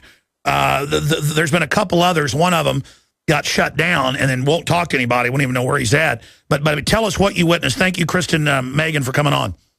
Well, thanks for having me, Alex. Like I've said before, actually, it was your documentary, Terror Storm. My brother showed it to me back in '06. I was in the military, completely ignorant to what was really going on and what we were doing. That video woke me up. I kind of went through a stage of what's going on, questioned what I was doing in the military. And that video ignited me going into researching a lot of things you were talking about. And in doing a lot of the research, I came across truther sites, heard about chemtrails engineering, thought it was just a crazy conspiracy, and then the light bulb goes off, hey, if this is going to go on and people are blaming the Air Force, I'm in a good position to kind of look into this. So kind of living a secret life while I was in the military, I started to look and try to debunk this. It was almost offensive to my lifestyle. In an attempt to debunk it, like I've said before in my speech, part of the process was to follow what's called an Air Force Form 3952. It's the approval and authorization of hazardous materials on base. So I would tie, like, you know, from benzene, toluene, things like that were coming on base, even metal sheets to come on base, we would tie it to a building in a process. So just to make a long story short, I started seeing the same constituents that were blamed for chemtrails. I went, wow, you know, this stuff is coming on base and it's not labeled. It's normally tied to a building, but you got barium, strontium, aluminum, different radioactive materials and tiny particulates coming on base, which is usually the same hazards that we were trying to debate for all the DOD and Air Force personnel. So I did my own soil sampling, rain sampling, grid sampling, and what I was coming back with was government reportable, and the EPA would not do anything about it.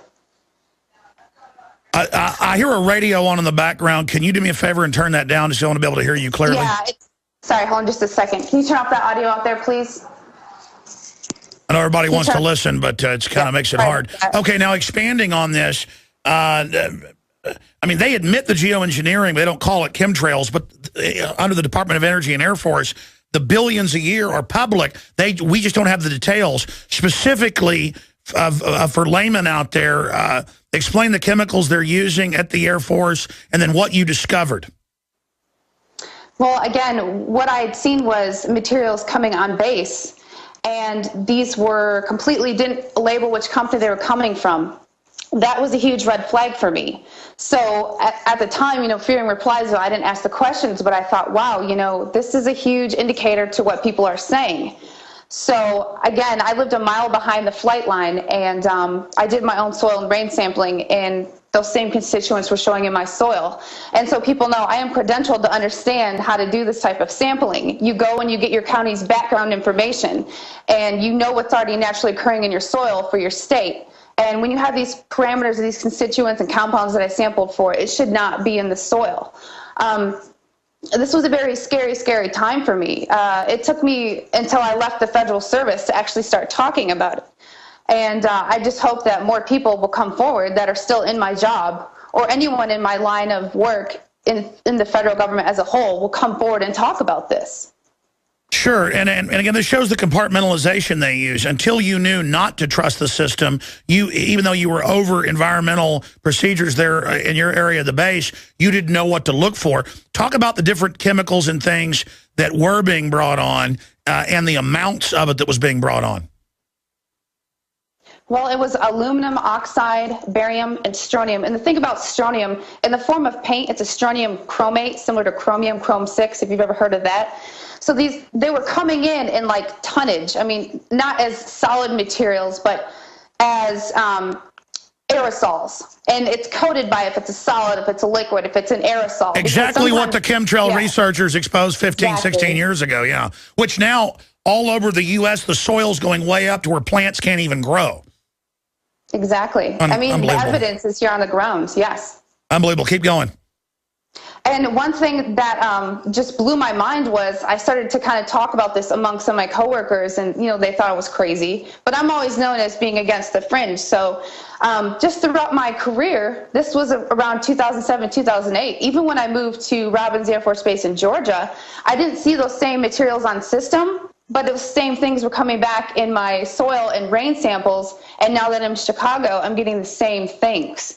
And actually, when I worked at the VA after leaving the Air Force, I met an EPA compliance inspector who was actually chastised for bringing this up. He's a full believer in chemtrails. He's seen some things that he is going to talk about when he retires from the EPA. I mean, they kind of took a 26-year EPA compliance officer who's a GS-13 high ranking and put him out in the field to kind of shut him up. So you have people within the EPA who are saying, hey, we know about this, and it's a shut up and color type ordeal. I've had them on from the EPA and recently retired, and they talk about in areas of the country, because they have, as you know, the soil samples going back 100 years. They go, my God, in 5 years, the aluminum dioxide levels, one person I interviewed in Washington State had gone up more than 10 times what it was. I mean, they are just, and you see it everywhere. The trees are dying, the plants, farm growth belts are, I mean, this is, it's almost like aliens that want to kill the earth or something. I mean, I'm not saying they are. It's so diabolical. What's insane too, Alex, is the fact that if you're familiar with anytime there's removal of soil remediation, construction, you cannot even haul off soil waste until it's been tested due to different CFRs. You have to test it for benzene and oil and biologicals. So when you really start to see how many people can profit off of this whole program, it's disturbing. And I actually, now that I'm done with it, I can talk about it. I've been doing a study pretending to be some student, and I've contacted a lot of land disposal sites here to get copies of their trends, and this stuff is everywhere. Unbelievable. Stay there and break that news when we get back. 9-year veteran of the Air Force, over environmental engineering, Kristen Meghan. She's going to break down this new study she's been doing. This is incredible. Levels of this are exploding everywhere.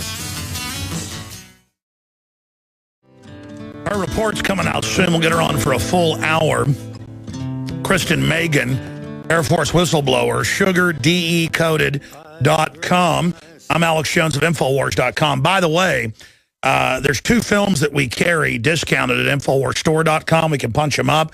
It's Why in the World Are They Spraying and What in the World Are They Spraying? Both very, very important films. You can either get them individually or discounted together. And again, I have that punched up on my computer. You guys can just punch it up right there. Absolutely. There it is.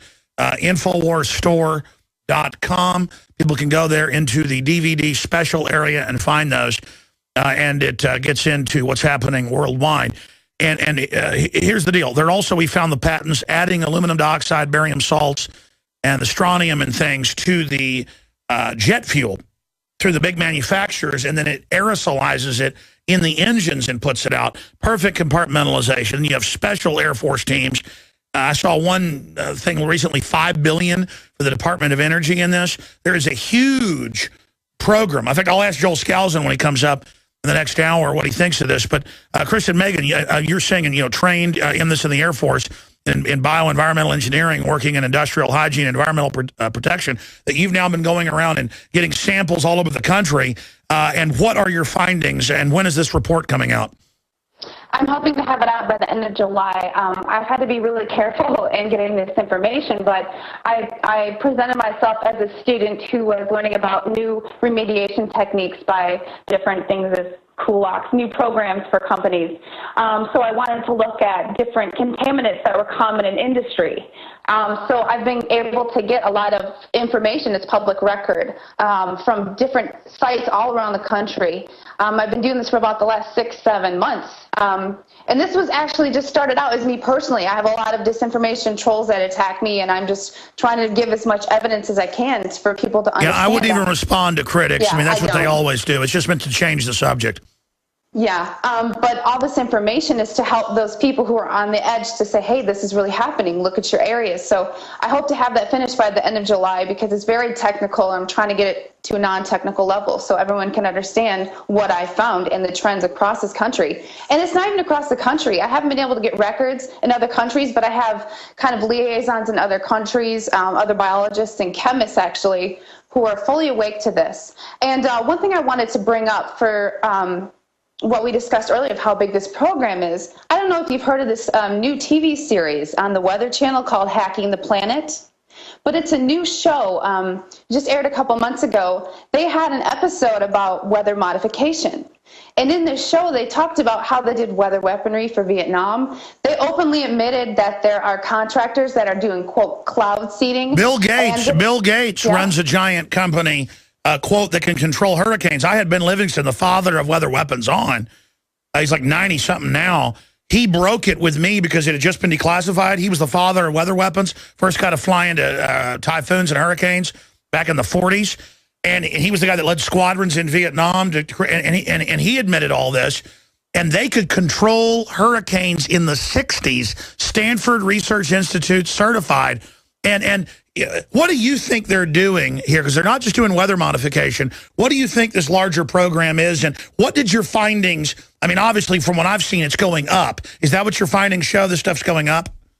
It is definitely going up. And like you said, I'm very familiar with the work. I think it all started out as weather weaponry. And I think over time, different corporations and government entities realized how they could all profit. We're all familiar with the UN Agenda 21. And one thing that, all these people that work in the health profession and OSHA will never talk about the #1 hazard that is hidden, and that's called autotoxicity. And it's certain constituents in pharmaceuticals and in these materials used in geoengineering, to where when you are inhaling or ingesting certain constituents, it actually poisons the inner ear. So you're hearing these crazy stories of children. When I was in school, I didn't have No, stay there. You're onto it. It's also a binary weapon system. Absolutely. And then they're doing it mainly to America. Joel Skousen getting into all the big controversies, what he thinks is behind it, and where this country is. He's going to be in studio with us. He's also in the Nightly News on another big subject tonight. I'll get his view on geoengineering as well. I don't think I've ever asked him that. Finishing up here, we're going to go on for a full hour when her report comes out in July. Kristen Meghan, Air Force whistleblower who was there watching them shipping in tons of barium salts, aluminum dioxide in the aerosolized form, which is what they're using for weather mod.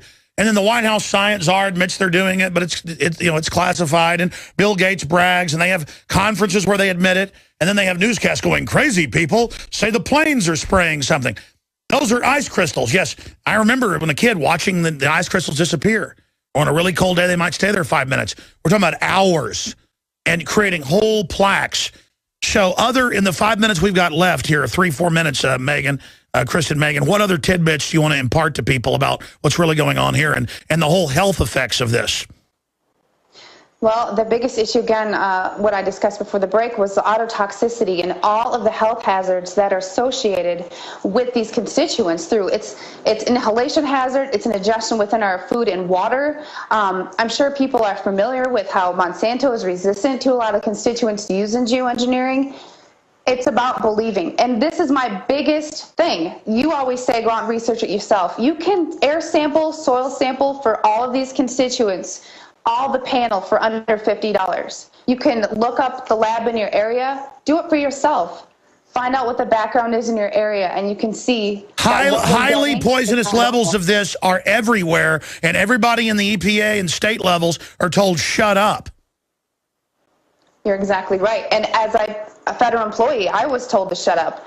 I didn't get responses from the EPA in my region, and I was a GS-12 working for the VA, and I had the credentials for them to realize I wasn't some crazy conspiracy theorist. I have the credentials and the interactions and the networking to say this isn't right.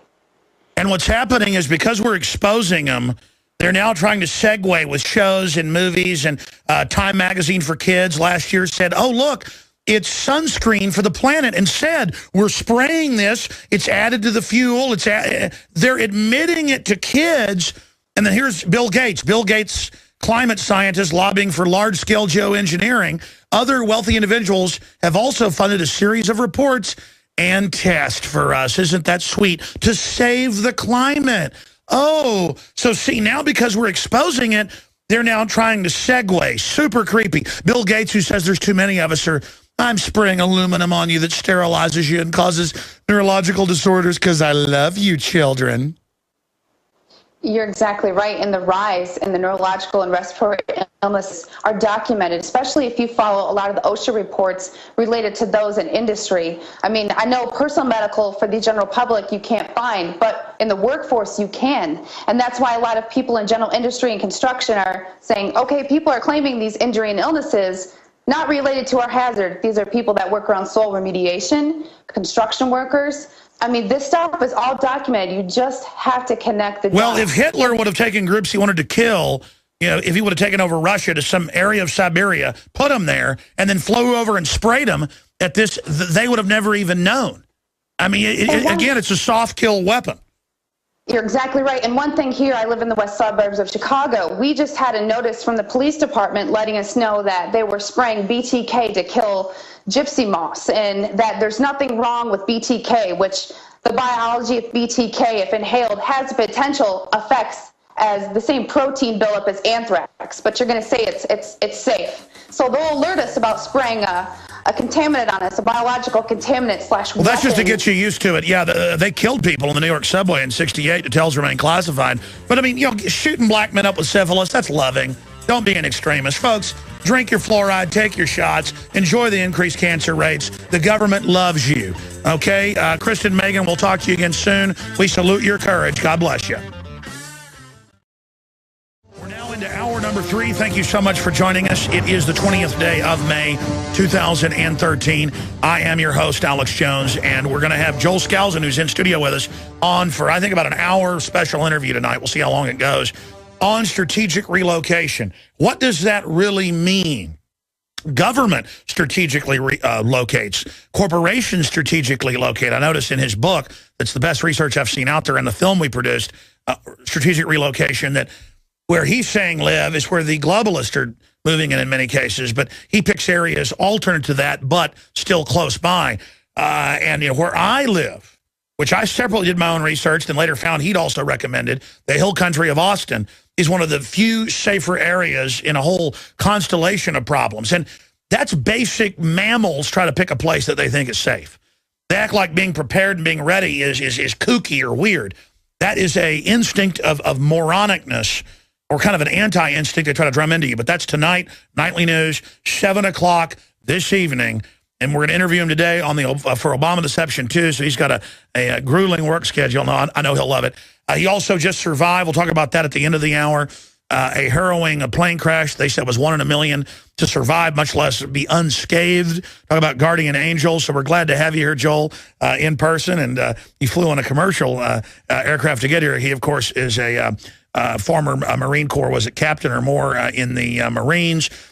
carrier pilot, naval pilot. So interesting individual. We're going to have Jewell Skousen with us in this hour, though, to cover the latest developments on the IRS, the spying on the reporters, and where he thinks that's going politically. And is this a chilling effect, or are they trying to divert off of Benghazi? I think they hope that at first, but this is actually capturing people's imagination. You know, how do you pray? What is your pro-life? They told pro-life groups, you've got to go out and 50% of the time be pro-abortion. Government can't do that. They can't tell you what your First Amendment is. Congress shall make no law respecting an establishment of religion or prohibiting the free exercise thereof. That's how the First Amendment begins. Then it's the freedom of the press, freedom to assemble. So that's all the info we're going to be going over on that front, and then how that ties into Benghazi. And, of course, Jewell Skousen is also the editor-in-chief over at worldaffairsbrief.com, and I think has some of the most, from my research, and I'm obsessed with this stuff, folks, so I tend to know what I'm talking about a little bit. So has some of the best piercing analysis out there, and so he joins us to break all this down. Jewell Skousen, good to have you here with us. It's good to be with you, Alex. I really...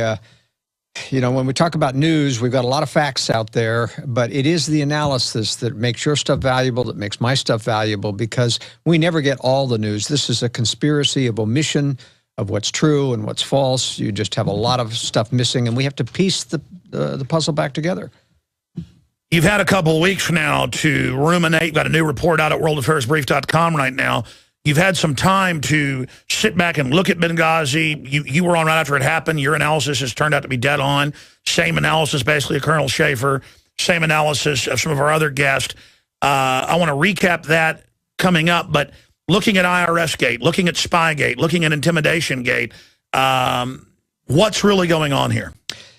First of all, it's important to remember, I was reviewing just this morning the church committee hearings about the CIA, where a lot was revealed about the CIA. And in that, Walter Mondale came out and said directly, now we've got evidence here that the IRS has been targeting individuals that the government views as hostile to their point of view, and that they're subjecting them to yearly audits, one after another. Now, he didn't specify who they are, but I happen to know. When I was chairman of the Conservative National Committee, I talked to Bunker Hunt, and I talked to a lot of the other funders of various conservative and Christian points, and they were all being audited every year. We now know that that was targeted. That was clear back in the 80s when that was going on. It's still going on. So now we have a cover-up about the fact that this has been going on. The press isn't focusing on that. What they're focusing on is the fact that the president fired somebody who was, in fact, going to resign and was going to, in fact, be leaving. Steve Miller, the acting IRS chief, had nothing to do with this. So a total cynical fraud. A total cynical fraud. But it's even worse. You have Joseph Grant, who was just put in the place of Susan Ingram, who was, in fact, in charge of this division over tax-exempt groups. He was just put in to replace her. A graduate stepped up, and he had to step down as a second one because it wasn't enough to fire Steve Hall. And Susan Hall Ingram now is in charge of the IRS tax policy for Obamacare, of sticking it to those of us who don't have insurance by choice because we don't like the medical establishment system. And now the woman that ordered all this illegal spying and harassment, she's the head of the Obamacare division with our records. I mean, it's clear they plan to use the IRS as their Gestapo. That's right. And Lois Lerner, who's the actual on-hands in daily charge of the division, was not fired. And she certainly has to know about this. But it goes beyond, as I say, the Obamacare. So that brings up the case, it goes beyond the IRS. Currently, it goes beyond the Obama administration. It was going on during the Bush administration, the Clinton administration, and clear back on. Even during the Reagan administration, the IRS was targeting people. We have a runaway dark side of government. We have legitimate CIA and dark side CIA. We have legitimate FBI and dark side CIA. And in the IRS, we have legitimate, honest people doing IRS work, and we have dark side IRS, and they aren't allowed to know what the other is doing. Via compartmentalization. Exactly. And so I don't expect to see any change. There's going to be some, congressional investigations. As in Benghazi, they're not going to go after the real problem, which is who gave. I mean, look at the Treasury Inspector General. comes out with a report that this was a managerial problem, that somehow these magically appeared, these criteria which were incorrect, and they ended up targeting magically, without any human intervention, some 500 conservative groups. Well, I've even seen Rachel Maddow and people say, we need to go after these groups, look at their tax exemption. Media Matters put a memo out 3 years ago saying, we're going to infiltrate media groups and destroy them. That's why it's encouraging. The head of the RNC said, Obama is running a guerrilla war. He said this over the weekend on Fox against conservatives. That's absolutely true. It is a guerrilla war. They deny what they're doing while they do it. Of course they ordered it, from Fast and Furious to this. Well, in the Cincinnati, our IRS person said anonymously, without giving his name, that everything that we do at the IRS comes down from the very Well, of course it does. Yes. It's just like the DEA when they cover up for drugs that are imported from Mexico, and they refuse to let the snooping dogs go in after trucks that are sealed in Mexico. They say orders come from Washington. So that's what happens. But the Treasury was covering up for this today on their IRS investigation. They said, we interviewed every official we could talk to, and they assured us that no one outside of the IRS had any influence on this tax policy. But that's not the issue, Alex. About who outside the IRS, they're assuming that if it's political interference with the IRS, it has to be from some politician outside the agency. This has been going on from within the agency for decades. Well, I know for a fact that they use food trucks with packaged food out of Mexico with the cocaine hidden in it. And one time the state police stopped a truck, found 3 tons of cocaine, and were ordered to turn it over. And then they deliver it, and then it's brought into a major grocery store chain and distributed out. And it's just well known. And then the cops want to pull me over and ask if I have drugs in my car. I mean, this is ridiculous. Yeah. So there is a dark side of every portion of government in terms of enforcement, and it's starting to get out more and more. But when it gets out, and this is what we're seeing, it's going to be the big thing we're going to have to discuss, is whether or not they're going to take down Obama over these things, because there's 4 major scandals now that have piled up. That's what I want to ask you. Why did the scandals come out now from your intel and your analysis? What does this signify, and where is it going? It is hard to tell. In the AP scandal, for example, of the news, I know how this happened. Now, I want to be very, very clear with your listeners that the government surveils every form of communication. They don't listen to it all. They record it all. They record it all. It's all digitally recorded. And then they go back when they want to. That's right. They go back. Actually, they're sifting. They have computers going through and sifting and picking out keywords and compartmentalizing. They have basic compartments for criminals. They have basic compartments for enemies. They have compartments for allies. They spy on Israel. They spy on France. They spy on Britain. They don't like to say that, but they do that. And those allies, to a certain extent, spy on us as well.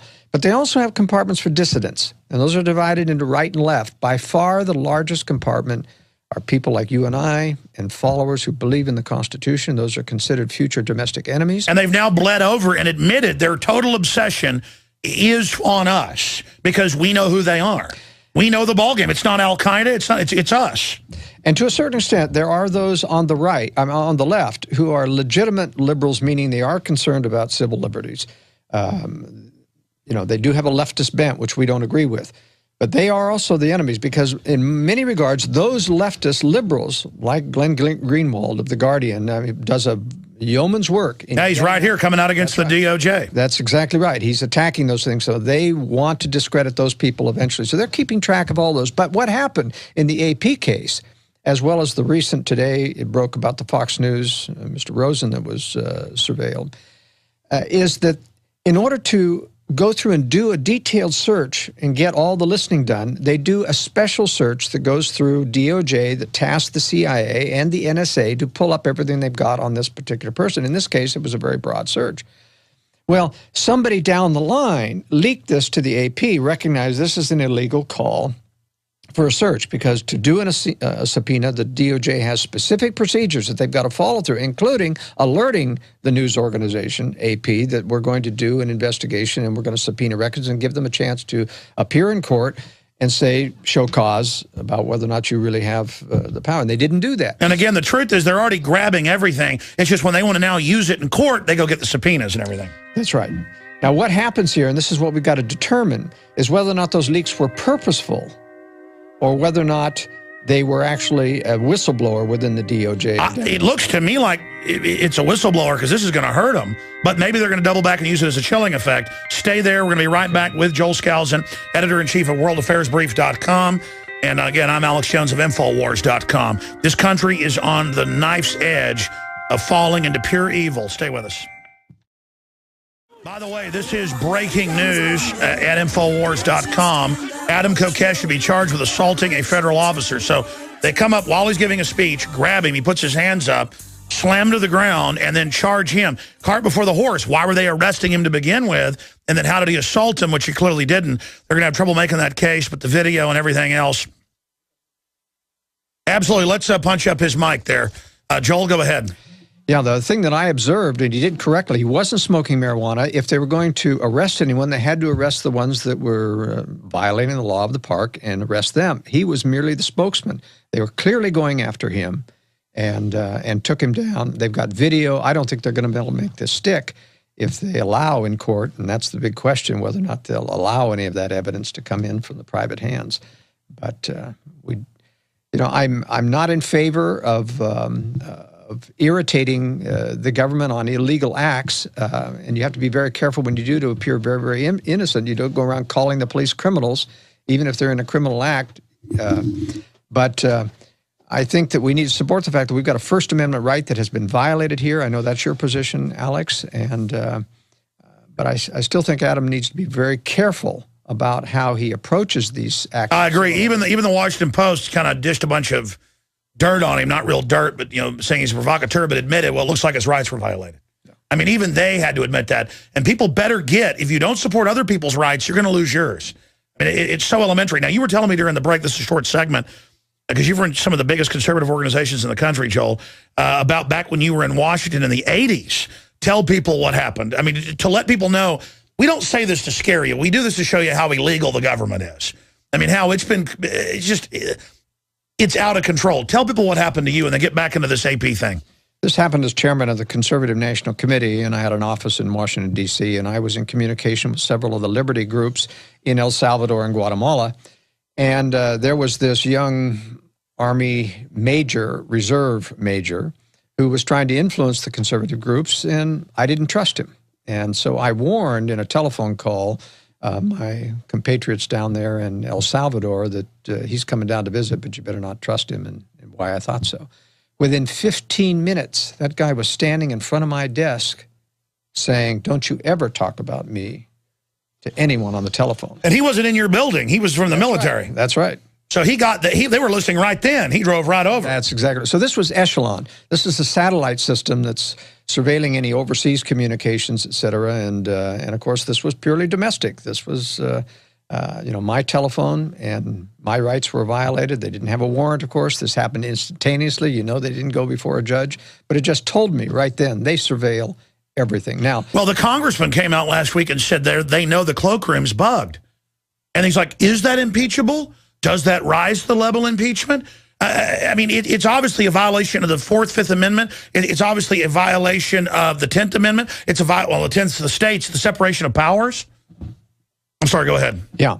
Well, the surveillance has gotten much worse even since my experience in 1983, because they were just doing telephones, and the Echelon system was only doing things that were wirelessly being transmitted around the world.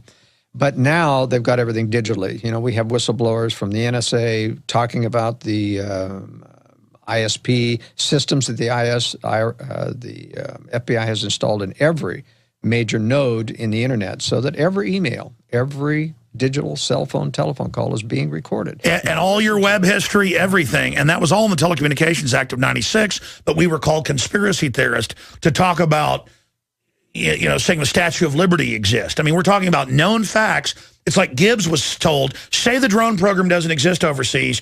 And he's like, but it's been public for years. Just say it doesn't exist. And the press played along with that. And the press better get, folks, if you go along with this purge, it's over. My answer is everybody needs to start whistleblowing in a swarm attack, which they're not going to be able to handle.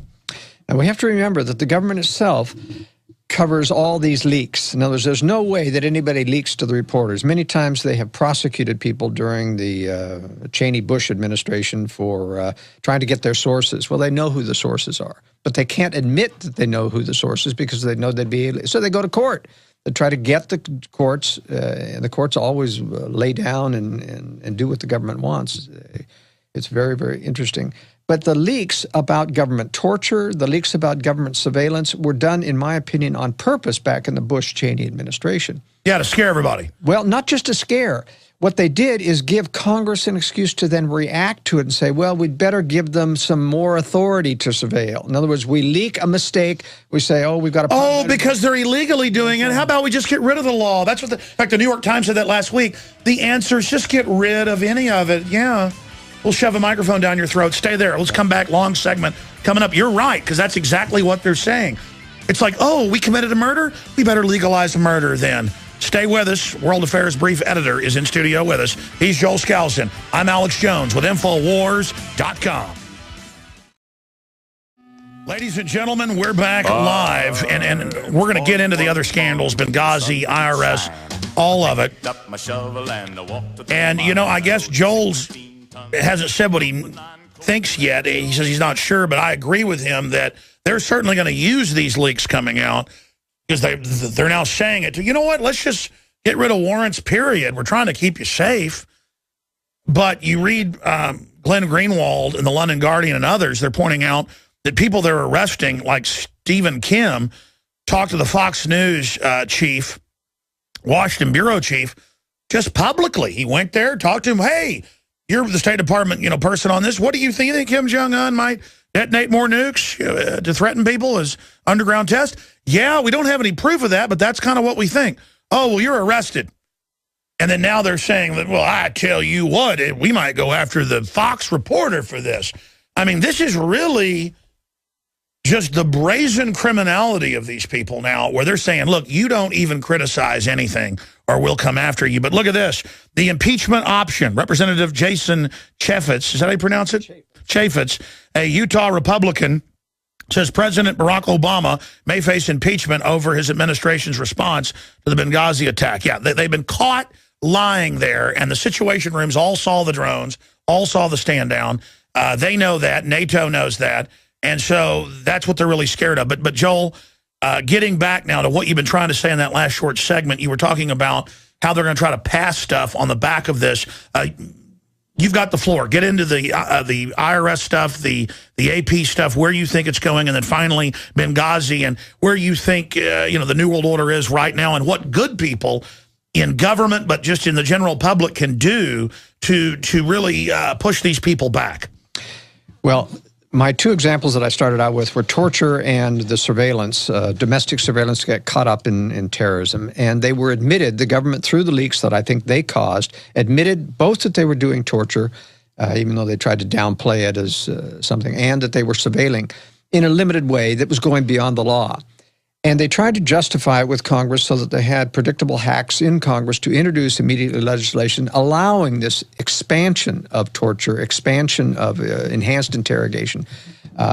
And so there was this scenario where the government is using purposeful leaks, and I don't believe the government ever allows any leaks that they don't want out because they surveil everything. They can find out anything. They don't need to go to court to ever find out who a reporter's sources are. They surveil everything. But this appears, my first impression is that both the IRS leak is an inadvertent leak. And the reason I say that, it's been going on for decades. Oh, I agree with you. So you agree with me then? Yes. But the reason that I feel that is that Obama came out and his scriptwriters wrote in, but we must give the due respect to the IRS. I know they're very powerful, but we must not limit their power. In other words, he's trying to forestall anything in Congress that would limit the power of the IRS. That means they're trying to protect the IRS, not expand its authority. Don't do anything to stop. So I think that was inadvertent. I think the AP was inadvertent because it didn't appear to come from a direct government source, and it's not something I don't think they can expand. That is, they cannot expand and say, well, the press isn't going to have the same rights that they are. What does the phenomenon mean, though? that, because I've argued with you, well, not really argued, but talked to you about this, where you're saying, look, a lot of these leaks are fake, or there's no way these people have real sources. I'm finding government people are mad and don't care anymore, and we're getting to the point where they're just willing to leak stuff and go, okay, go ahead and put me in jail for exposing you're a dirty crook. The problem with this is that after the AP leak, the AP reporters said universally, nobody wants to talk to us anymore. This is a real problem. So it is shutting down whistleblowing. And that may be... chilling effect. It's a chilling effect. Nobody dares talk because everybody realizes, every whistleblower now realizes that the press is being bugged. Now, we knew it before. Well, you know what the answer is? Mail it to people. Mail it to Infowars.com, mail it to Drudge, put a, other address or no address or whatever, and then get it to people. Isn't this interesting? I tell my clients too, if they're worried about privacy, look, everything you tell me in a conversation about your consultation is going to be recorded. Everything is going to be talked about. Either you got to fly me out there to talk about your private situation, or you got to mail it to me. Isn't that ironic that the snail mail is now the safest? Because it requires a human being to intervene in every letter that they open. And they've got the private offices at all the places where they take it, but still they're lazy and won't do it, and then they don't know what to do with the intelligence. So the answer is go back to snail mail. But if you go to snail mail and you introduce and you open it up, you've got to photocopy, you've got to scan it. I mean, it's a tremendous costly process. And the government's under sequester. Even the CIA, who has black budget type of thing, doesn't want to put a lot of money in. Well, how does France communicate with itself? It has the pneumatic tubes. That's the right term, the pressure tubes, and that's under their sewers how the government sends its info, knowing that's going to be hard to scan, with satellite.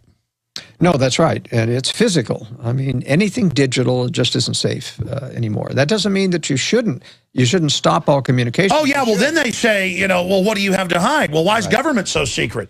Because you're a criminal government that wants to use who I've really been told by high-level sources they spy on is inventors and people. I mean, the poor folks get everything stolen. I mean, and American companies, why are they trying to shut down American companies? They do everything they can. That's a hard question, Alex. I think they want us dependent on China more. They want to drive people overseas. They want us so that when this, and my theory is that they're setting us up for eventual nuclear war. That's when the real curtain comes down. They can justify anything at that time. They want to make sure that we don't have any ability to respond to the war so they can say you've got to go to a militarized new world order. It's globally that we've got to fight this next war. We don't want to have America rejuvenated as if exactly. I want to get to Benghazi with you, but yes, the Army has come out and said we don't need the president for authorization to quell civil disturbances. Is that so they can start doing it routinely like they already are and not have it be a big presidential deal? But then there's the issue of they're already saying the military's under NATO.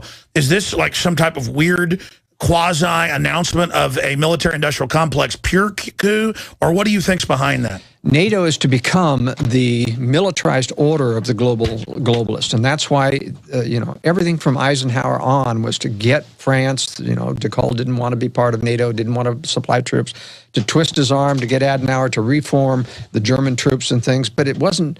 It was because NATO is going to be the military arm of the New World Order. And they are going to cut off the communist nations that are part of the United Nations, reform, call it the League of Democracies or some more innocuous name.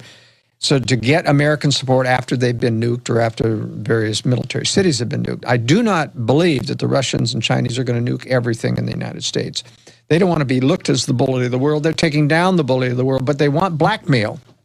They want to But may they back up because they're 10 years behind in the Anglo-American plan? And, I mean, it came out in mainstream news that Assad reads Infowars.com and I mean, the foreign governments do listen to this show as well, and they read what you're doing. We're not bragging, folks. It's just there's not many of us that know what's going on. It's really kind of scary. But, I mean, are the Chinese going to really be manipulated into that, and the Russians? Well, they want to take down. You see, they've always had this philosophy that we are superior to the West. We're going to have to take them down militarily. But they don't want to destroy the West. They know the West is the engine of ingenuity. They depend on it for all their military, but they want to control it, not just have to spy on it. That's why they want to nuke the military of the U.S. The U.S. wants its own military nuke because it drives Americans into accepting a new world order, a militarized new world order. But the Russians and Chinese don't want to destroy either Europe or America totally. They want to decapitate the military. They want to take down the U.S. socially with an EMP strike, which will happen about 20 minutes before the actual nuclear strike on American military targets. and communication targets. And then they'll issue a blackmail notice. Give up, and everyone will be acceptable to that. I mean, literally, in the sense that, what is there now in the military? But our leaders will come out of their bunkers and say, no, the Russians and Chinese deceived us. And finally, they'll have the gumption to say, we need to fight. And everything the U.S. puts out about China now is pacifistic. Oh, no, it's not a problem. And they know that everybody will line up, and then the secret weapons roll out. That's right. It's the real deal, and we take over the world. But now it's a fascist, Anglo-American, eugenics-based New World Order. That's right. And all of this is leading up that we're talking about. We're seeing the preparation for martial law. We're seeing the preparation for camps that are being established. And for 20-year wars. I mean, they're long-hauling. That's right. Seed bunkers, underground bases. But, I am resisting the call that this is imminent because they're very smart that we're dealing with. This is preparatory. And when it is unleashed, they've got to have a proper excuse, or they convince the whole world that the government is tyrannical. But if they do it under the cover of war, after this nuclear weapons strike comes, then nobody questions martial law. Nobody questions any of it. Just like in Boston, the people laid down and let people strip them of their rights, take them out of the house, and throw them to the ground without any... Sure, it came out in the 60s that the Russians wanted to nuke China with the U.S., and then the U.S. said no because it already really made a deal with the communist Chinese, kind of like helping put Mao in power. I mean, it seems like the globalists have kind of got a double game, though, I mean, they're moving to China, they're investing there, they're doing everything they can, but is that really to trick them? Because they're just giving America to the Chinese. Well... a lot of people, there is this conflict within theoretical how globalism operates. One side says, because of the Rowan Gaither quotes to Norman Dodd that we're trying to seamlessly join the U.S. with the American Republic, is that the globalists control the Russians and the Chinese, and therefore... Sure, that's the Carnegie plan. There's not going to be war, but it's not true. In fact, Rowan Gaither was lying to Norman Dodd. He never would have admitted the real thing. This was a cover excuse to explain to them in some rational way. In fact, Rowan Gaither of the Ford Foundation had invited the investigator to come and get an interview. That's right, Ford Foundation. It wasn't that he was responding to a subpoena. He invited him to come and give him the propaganda that we're trying to peacefully merge the two countries. But in fact, the globalists don't control the Russians. They're trying to induce them by giving them aid, giving them trade. And the Russians and Chinese are skittish. They're deathly afraid that we've got secret weapon systems they don't now know about, and they're afraid. Well, I've talked to Bob Bowman and many others. They can talk about what's been accidentally leaked in debates and things. They had the Star Wars program in the 70s and Shabo drones in orbit and just everything else. I mean, it's... That's right, and that's why the Chinese are really working on anti-satellite. That's right, but that's their main program. They're still 8 to 10 years out about having the confidence to strike the West, and that's why I don't think it's imminent. But they don't control the Chinese. They're going to make a deal with the Chinese, in my opinion, when the Russians and Chinese, in a temporary alliance, strike the West.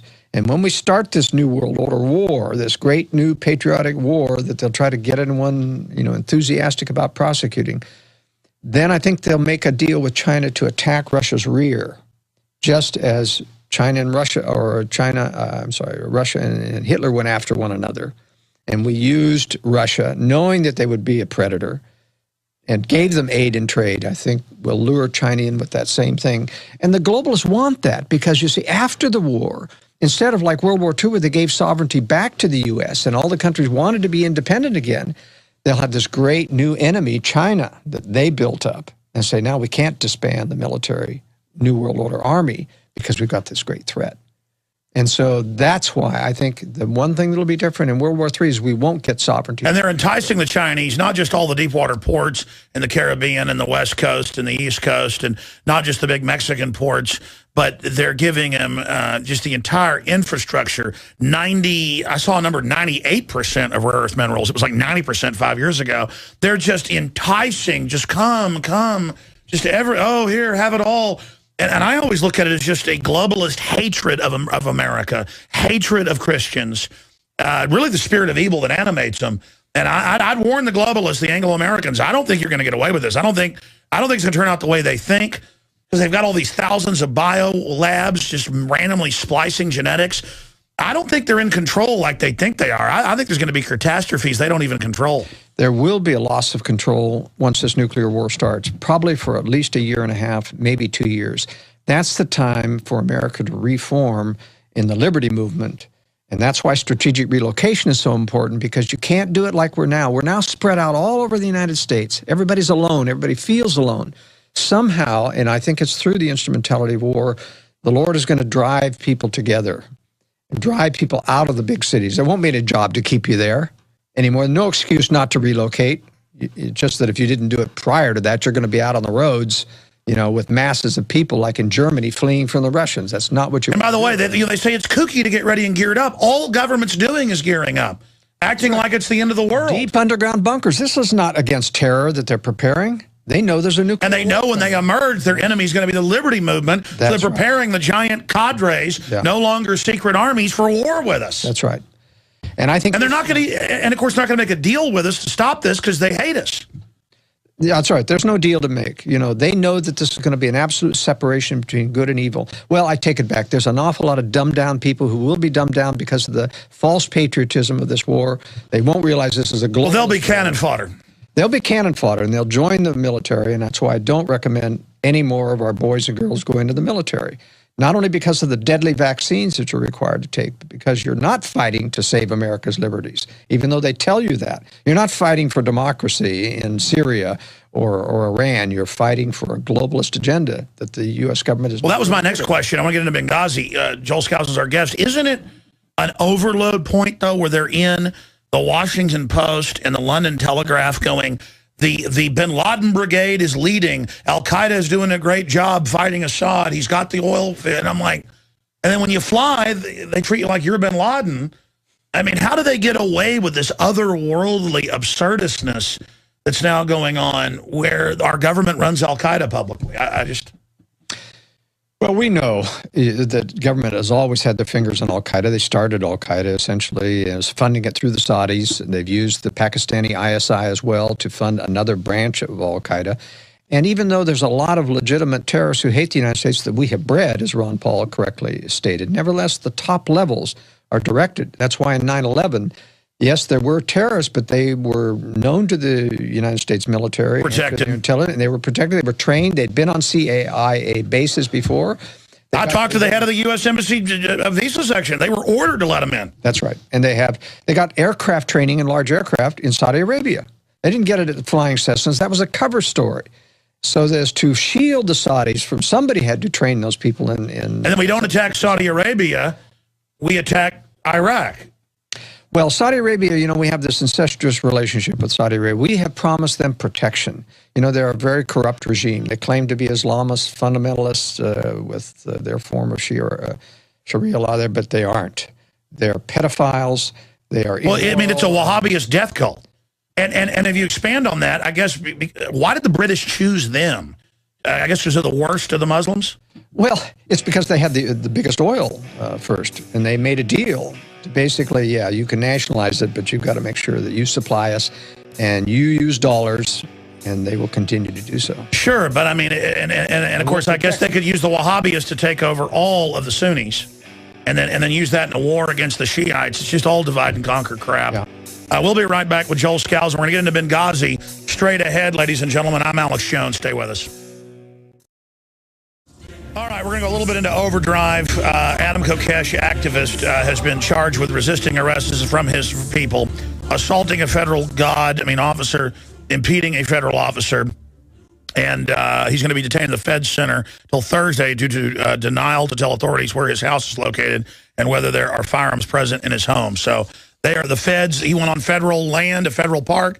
They grabbed him. We're going to get to that in the next segment. I warned him. I said, man, you really, they're coming after you. And he's lucky, and I'm not saying it's a good thing this happened. He's lucky they didn't, do worse. I mean, you start doing stuff that could really upset their apple cart, because they don't want a shooting war to start. They'll lose that. I don't want it either, because it would really turn into a big problem for everybody. But, Joel, Benghazi, we'll talk more about it tonight on the Nightly News. But I mean, Benghazi, what's at the core of that? Well, the core is covering up for the stand down. Well, let me go back to the actual thing. We have an arms trading going on where they had captured a lot of arms in the takedown of the Libyan government. They were funneling those arms to the Syrian Free Army, which is now a jihadist, and as we know, calls themselves the bin Laden Brigade. Supposedly our enemies, but we're arming them, and this was top secret. There are competitors, however, who wanted those arms for their own purposes in Libya, and they attacked the embassy. I do not believe in the blind sheik thing that James Lyon, the admiral who was present there, has been fed as the reason that that was really going down. The story is that Obama is, it's like an October surprise. Obama's advisors were going to make him popular by having him get involved in getting the release of a hostage, which was to be this ambassador. And they were going to basically let these al-Qaeda people capture the ambassador.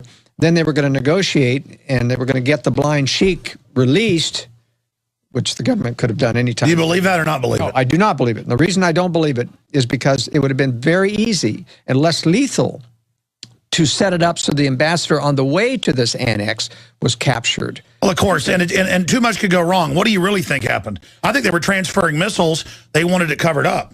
That's right. And they knew that if the ambassador survived, there would be a congressional investigation on this. And this guy was apparently, even though he was knowledgeable of what he was doing, he was taking orders, a good yes man to the government, he would have talked. So they decided to let him die, let everybody die. And that's why there was a stand-down order. Don't let any reinforcements. Unfortunately, about 30 people survived, wounded from that, who didn't die in that. And they could have talked as well. That's the only reason to explain why they took him to Walter Reed, after Germany, to Walter Reed Army Medical Center and kept them incommunicado, meaning that they aren't allowed to talk to the press, even your family. Well, exactly, but I watched Hicks and others. They were freaked out. They were angry. Those were real testimonies. Yeah, those weren't the witnesses that I'm talking about. No, I understand. There's others. Those are mild whistleblowers, and Greg Hicks did a good job talking about the stand down. But you'll notice that he says, I don't know who issued the order to General. It wasn't General Ham. Yeah, so where are the 30 people? You never hear that in the press. No, and that's right. The 30 people are still incommunicado. They're not coming before, and Congress is not demanding that they come before them. They know what was going on. Oh, my goodness. I knew that, and it's just hiding in plain view, but hadn't covered it. See, a lot of people thought, well, Greg Hicks are the whistleblowers. No, they aren't. They're mild whistleblowers. They aren't the ones that are really trying to keep away, who were there during the attack, who knew about the stand down, who knew about the orders. And the point is, General Ham knows because he was replaced. And Gibson knows who got the stand order, and he isn't telling who actually told him. Folks, get the film Strategic Relocation that we produced with Joel Skousen. It's 2 hours long with 40-something minutes of extras. And get the book. There's nothing like it, Strategic Relocation, with all the color maps, everything. Available at InfoWarsStore.com. He's also the best-selling author of The Secure Home. Do it on the cheap or expensive. He's got it all in there. InfoWarsStore.com. And your purchase supports the broadcast. Into Overdrive. Stay with us. Back in 60. Hey, folks, we're on air. Lucas Jewell is joining us. We're now into Overdrive. Joel Skousen's riding shotgun with us. Lucas Jewell works as one of the radio/TV producers for Adam Kokesh, and now it's getting serious. He wanted the armed march, peaceful march, civil disobedience on D.C., and I'd point out that the federal Supreme Court ruled 5 years ago, or 4.5 years ago, that you can have guns there, but still they don't allow it. And now he's been charged with 3 things and won't even be going to court, I guess, until Thursday. That's the info Lucas Jewell sent us. Lucas, thanks for joining us. This is some bad news. Wow, the feds are really out of control. Makes me not even want to go on federal property. I mean, they grabbed, he had his hands up, didn't resist. They could do that to me. I guess next, punch you in the nose and say you assaulted them. What's happening, Lucas Jewell? As you just said, Adam, it's a very,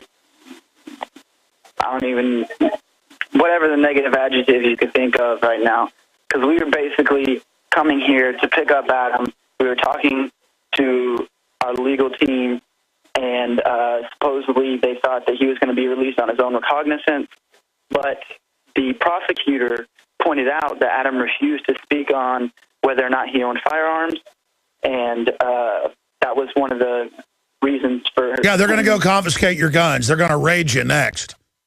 And then you might fall down and hit your head. Soon, so. Do what? I said, well, we're going back to the house soon, so they might have a confrontation on their hands if they want to do that. Oh, really? These guys are all a bunch of former Marines and from... former Navy. Yeah, but... we have another former Marine. We have another former Navy. I'm not sitting here claiming I'm going to do violent things or anything like that. But you're saying... It would definitely be very hard. Yeah, let's turn his mic on. Joel? Have you spoken to Adam by phone? Has he been allowed to call out?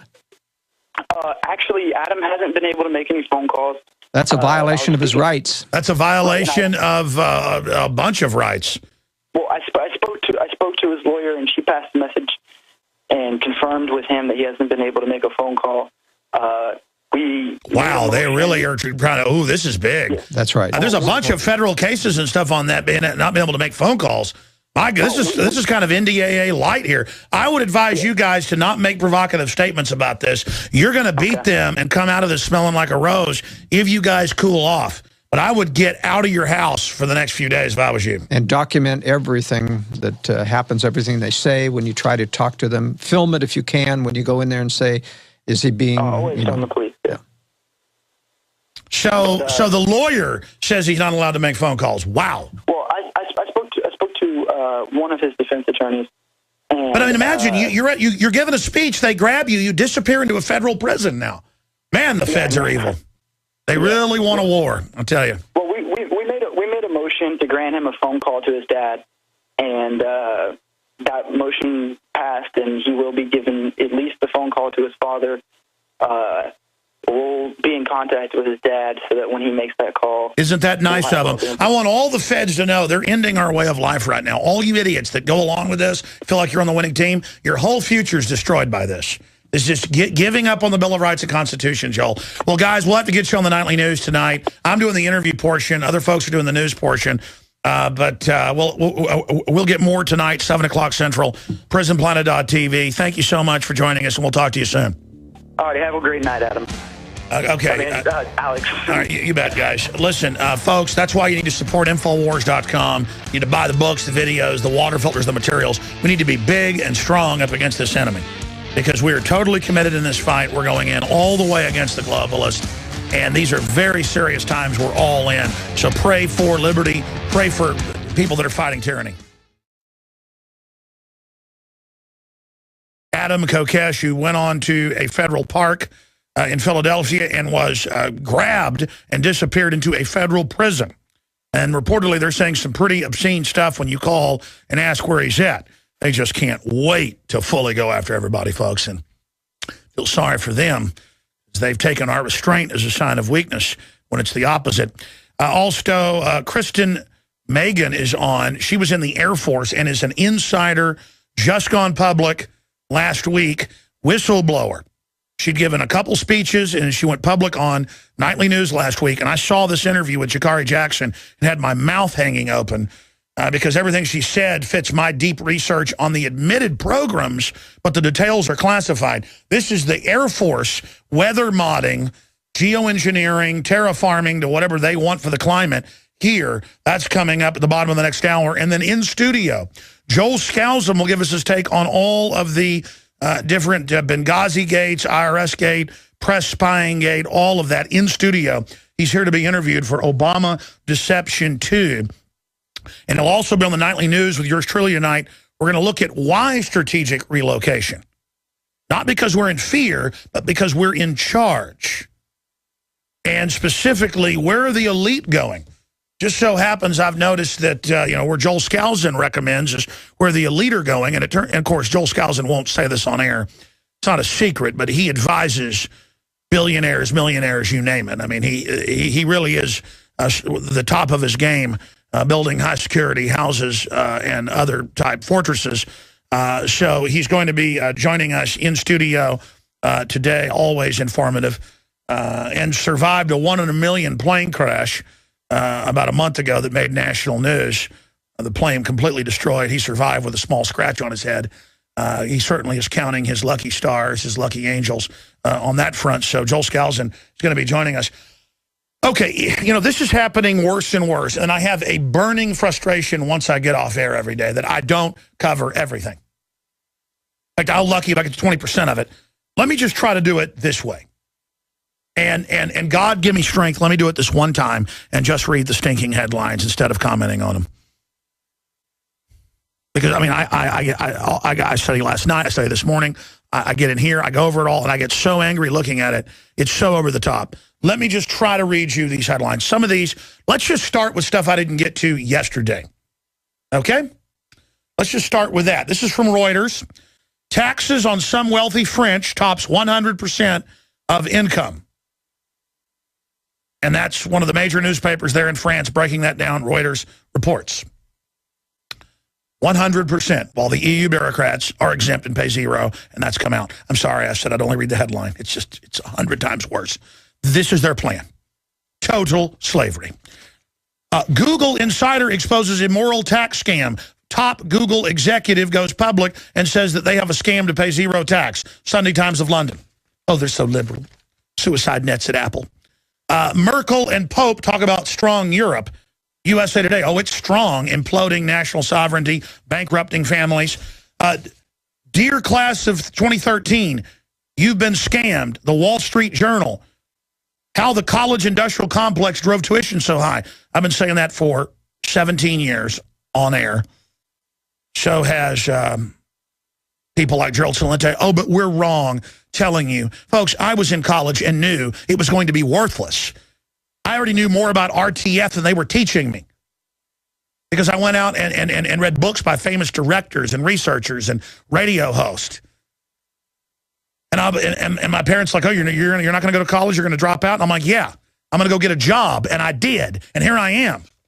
Unbelievable. And then people always lecture me, you don't have a college degree? Like it's going to get to me. Hey, you go bag groceries at the grocery store with your PhD, okay? I'll try to take the world back. How's that sound? All right, I'm not putting people down that have college degrees. It's just don't ring knock. You know what a ring knocker is? They take their college ring and they go on the table. I've actually had it done. I'm like, what the? You want some crony job? If you want to go get a crony job, the most important thing at college is the fraternities. That's the only reason to go to college, is if you're going to try to get in the right fraternity and do whatever you've got to get into that elite fraternity. That has some value. It's nepotism. All right, let's continue here, ladies and gentlemen, to give a little college course here on how to actually go to college if you are. The IRS job is to violate our liberties. Ron Paul article on Infowars.com. Absolutely, that's its job. That's why it's the go-to for all this criminality. That's just some of the news on that front. Oh, here, let's look at this news stack from yesterday. Surgeons, and this is stuff I didn't get to yesterday, surgeons now cutting out healthy prostate glands of men who carry the BRCA gene. But why is prostate cancer in the Western world up over 2,000% since the 1950s? Look it up. In fact, I'm being conservative. Some estimates of some types of prostate cancer up over 5,000%.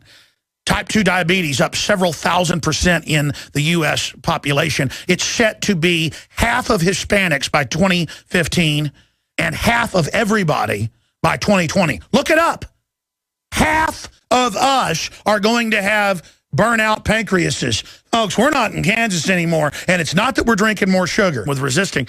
Show the cart before the horse. They come up and grab you. You put your hands up. They throw you on the ground, and then you're arrested for them assaulting you. Cart before the horse. How do you get arrested for resisting arrest? What was the reason to arrest you? Most states have laws saying you can't do that. Courts have thrown it out for the feds. They don't care. So that article is up on Infowars.com. Activists rally to free Adam Kokesh, calls floods, seeks to secure release of former Marine kidnapped for exercising First Amendment. And we've got his libertarian cohorts, Lucas Jewell and Darrell Young, who were on last night with us, popping in at the bottom of the hour. When they would go to the jail, they would yell at them and tell them, we're not going to tell you even where he is. So that's eyewitnesses that had this happen. They're in Philadelphia right now covering this. And now the reports are coming out on their Facebook. We'll find out when they come on that when you call the federal prison, you know, skip court, skip trials, just go directly to federal prison, NDAA style. They reportedly, they're saying we blew his head off. Now, we haven't confirmed this yet. You're like, man, that's a terroristic threat. That's a felony. Feds don't care. I mean, hell, they like burn up little kids and roast marshmallows while they're doing it. They ship in narcotics. This country's far and run. They want you to know this is their country. That's why they're arresting press and, doing all this. This is their nation. And then they deserve a peace prize for it. So we're going to be breaking down this. And again, they need to break your will. That's what the TSA, bobbing for you know, goodies in your pants is for. That's what all of this is about. So that's coming up after the break. There's an incredible article up on Infowars.com that's in the local news. And they report it in the local news like it's a good thing. Italian shotgun maker at a gun show loaded the fine shotguns into the vehicle legally, lawfully. And the snitch program, the taxi driver, called the police on him. And they still arrested him even though no law was violated and told him get out. So he fled in fear. You better stand. There's no turning back. The bugle sounds, the charge begins. But on this battlefield, no one wins. And that's what all the fools joining the New World Order are going to realize. Joining the dehumanization, joining the guilds of psychopaths and sadists and control freaks. You are destroying our entire future by selling out to this New World Order. All right, here's the deal, ladies and gentlemen, on this live Monday edition, the 20th day of May, 2013. We have Lucas Jewell and Darrell Young joining us about political prisoner.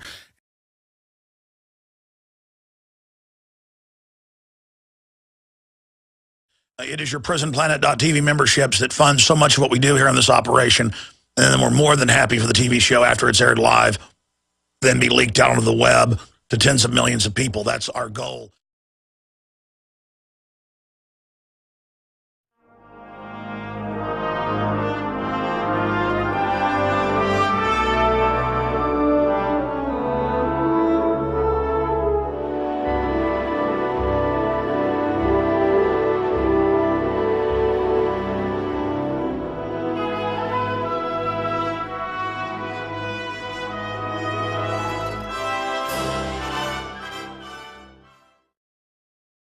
Ladies and gentlemen, we are seeing criminal investigations and indictments by the Obama administration of people that work for the federal government who just talk to Fox News and tell them their opinion.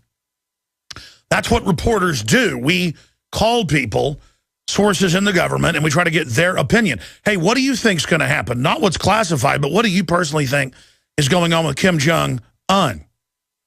Oh, well, we'll just arrest you. And I guess they're looking at arresting Fox News reporters. And even the London Guardian is saying this is authoritarian chilling effect and is incredibly dangerous. The president of the Associated Press, which you don't get any more establishment than that, is saying this is unconstitutional and dangerous, what's going on.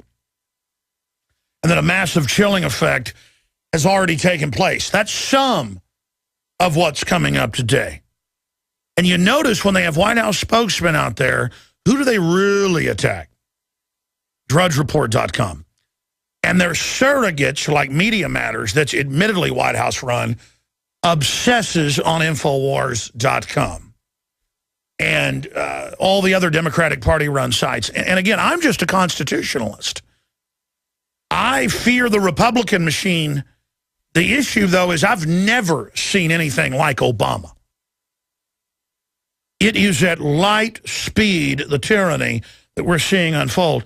Adam Kokesh, you know, I heard Saturday he'd been arrested at a pro-marijuana legalization rally for not even smoking pot.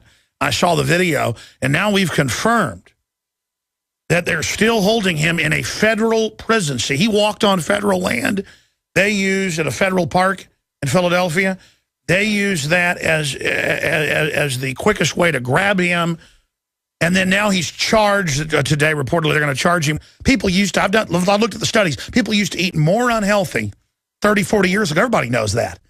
Hell, people were skinny, smoking 2 packs of cigarettes, drinking whiskey every night. You'd eat a big chicken fried steak, gravy, everything else, and then have a piece of cake and go to your office job, and you didn't look like people do now. They feed GMO to the rats. They look just like us.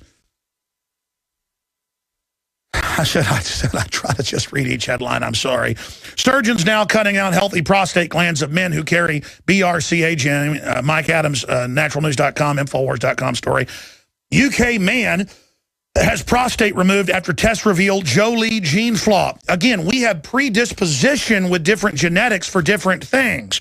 Some for heart disease, some for cancer, some for rage. That's an attribute. Some for depression, some for eczema, some for this, some for that. Some to be more susceptible to the flu, some to not be. Some people have thicker skulls. Some people can take a stronger punch. Some people are more susceptible to not being able to take a punch. Some people can take more crap. Other people can't. There's all sorts of people in the world. And it's our genetics. You know, like some cars can take, 1,200 or 7,000, whatever it is, RPMs, 10,000, 15,000 RPMs. Some cars can't take 5,000 RPMs. You'll blow the engine. I forget the RPM designation. You don't say, oh, this car needs to have its engine removed because it can't, have super RPMs like a souped up Corvette. You don't say this car has bad genes. Ladies and gentlemen, this is the garbage. They're telling you it's your genes that have the problem, but we already had these same genes 50 years ago, 60 years ago, and weren't dying in mass. Didn't have. What's the increase of from 1 in 30,000 with autism? Or no, 1 in 25,000 30-something years ago to now 1 in 50-something? I mean, how many tens of thousands of percentile increase is that? This stuff is off the chart, and no one wants to talk about it. They want to just ease us into this death. And then Angelina Jolie has both her breasts removed.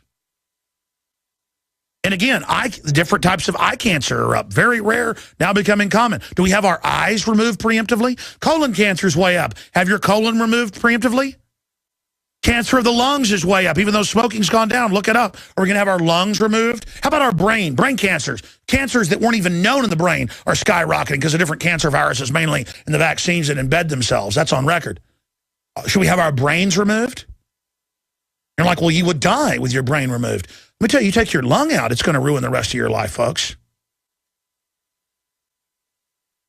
Do you have any idea the hell we're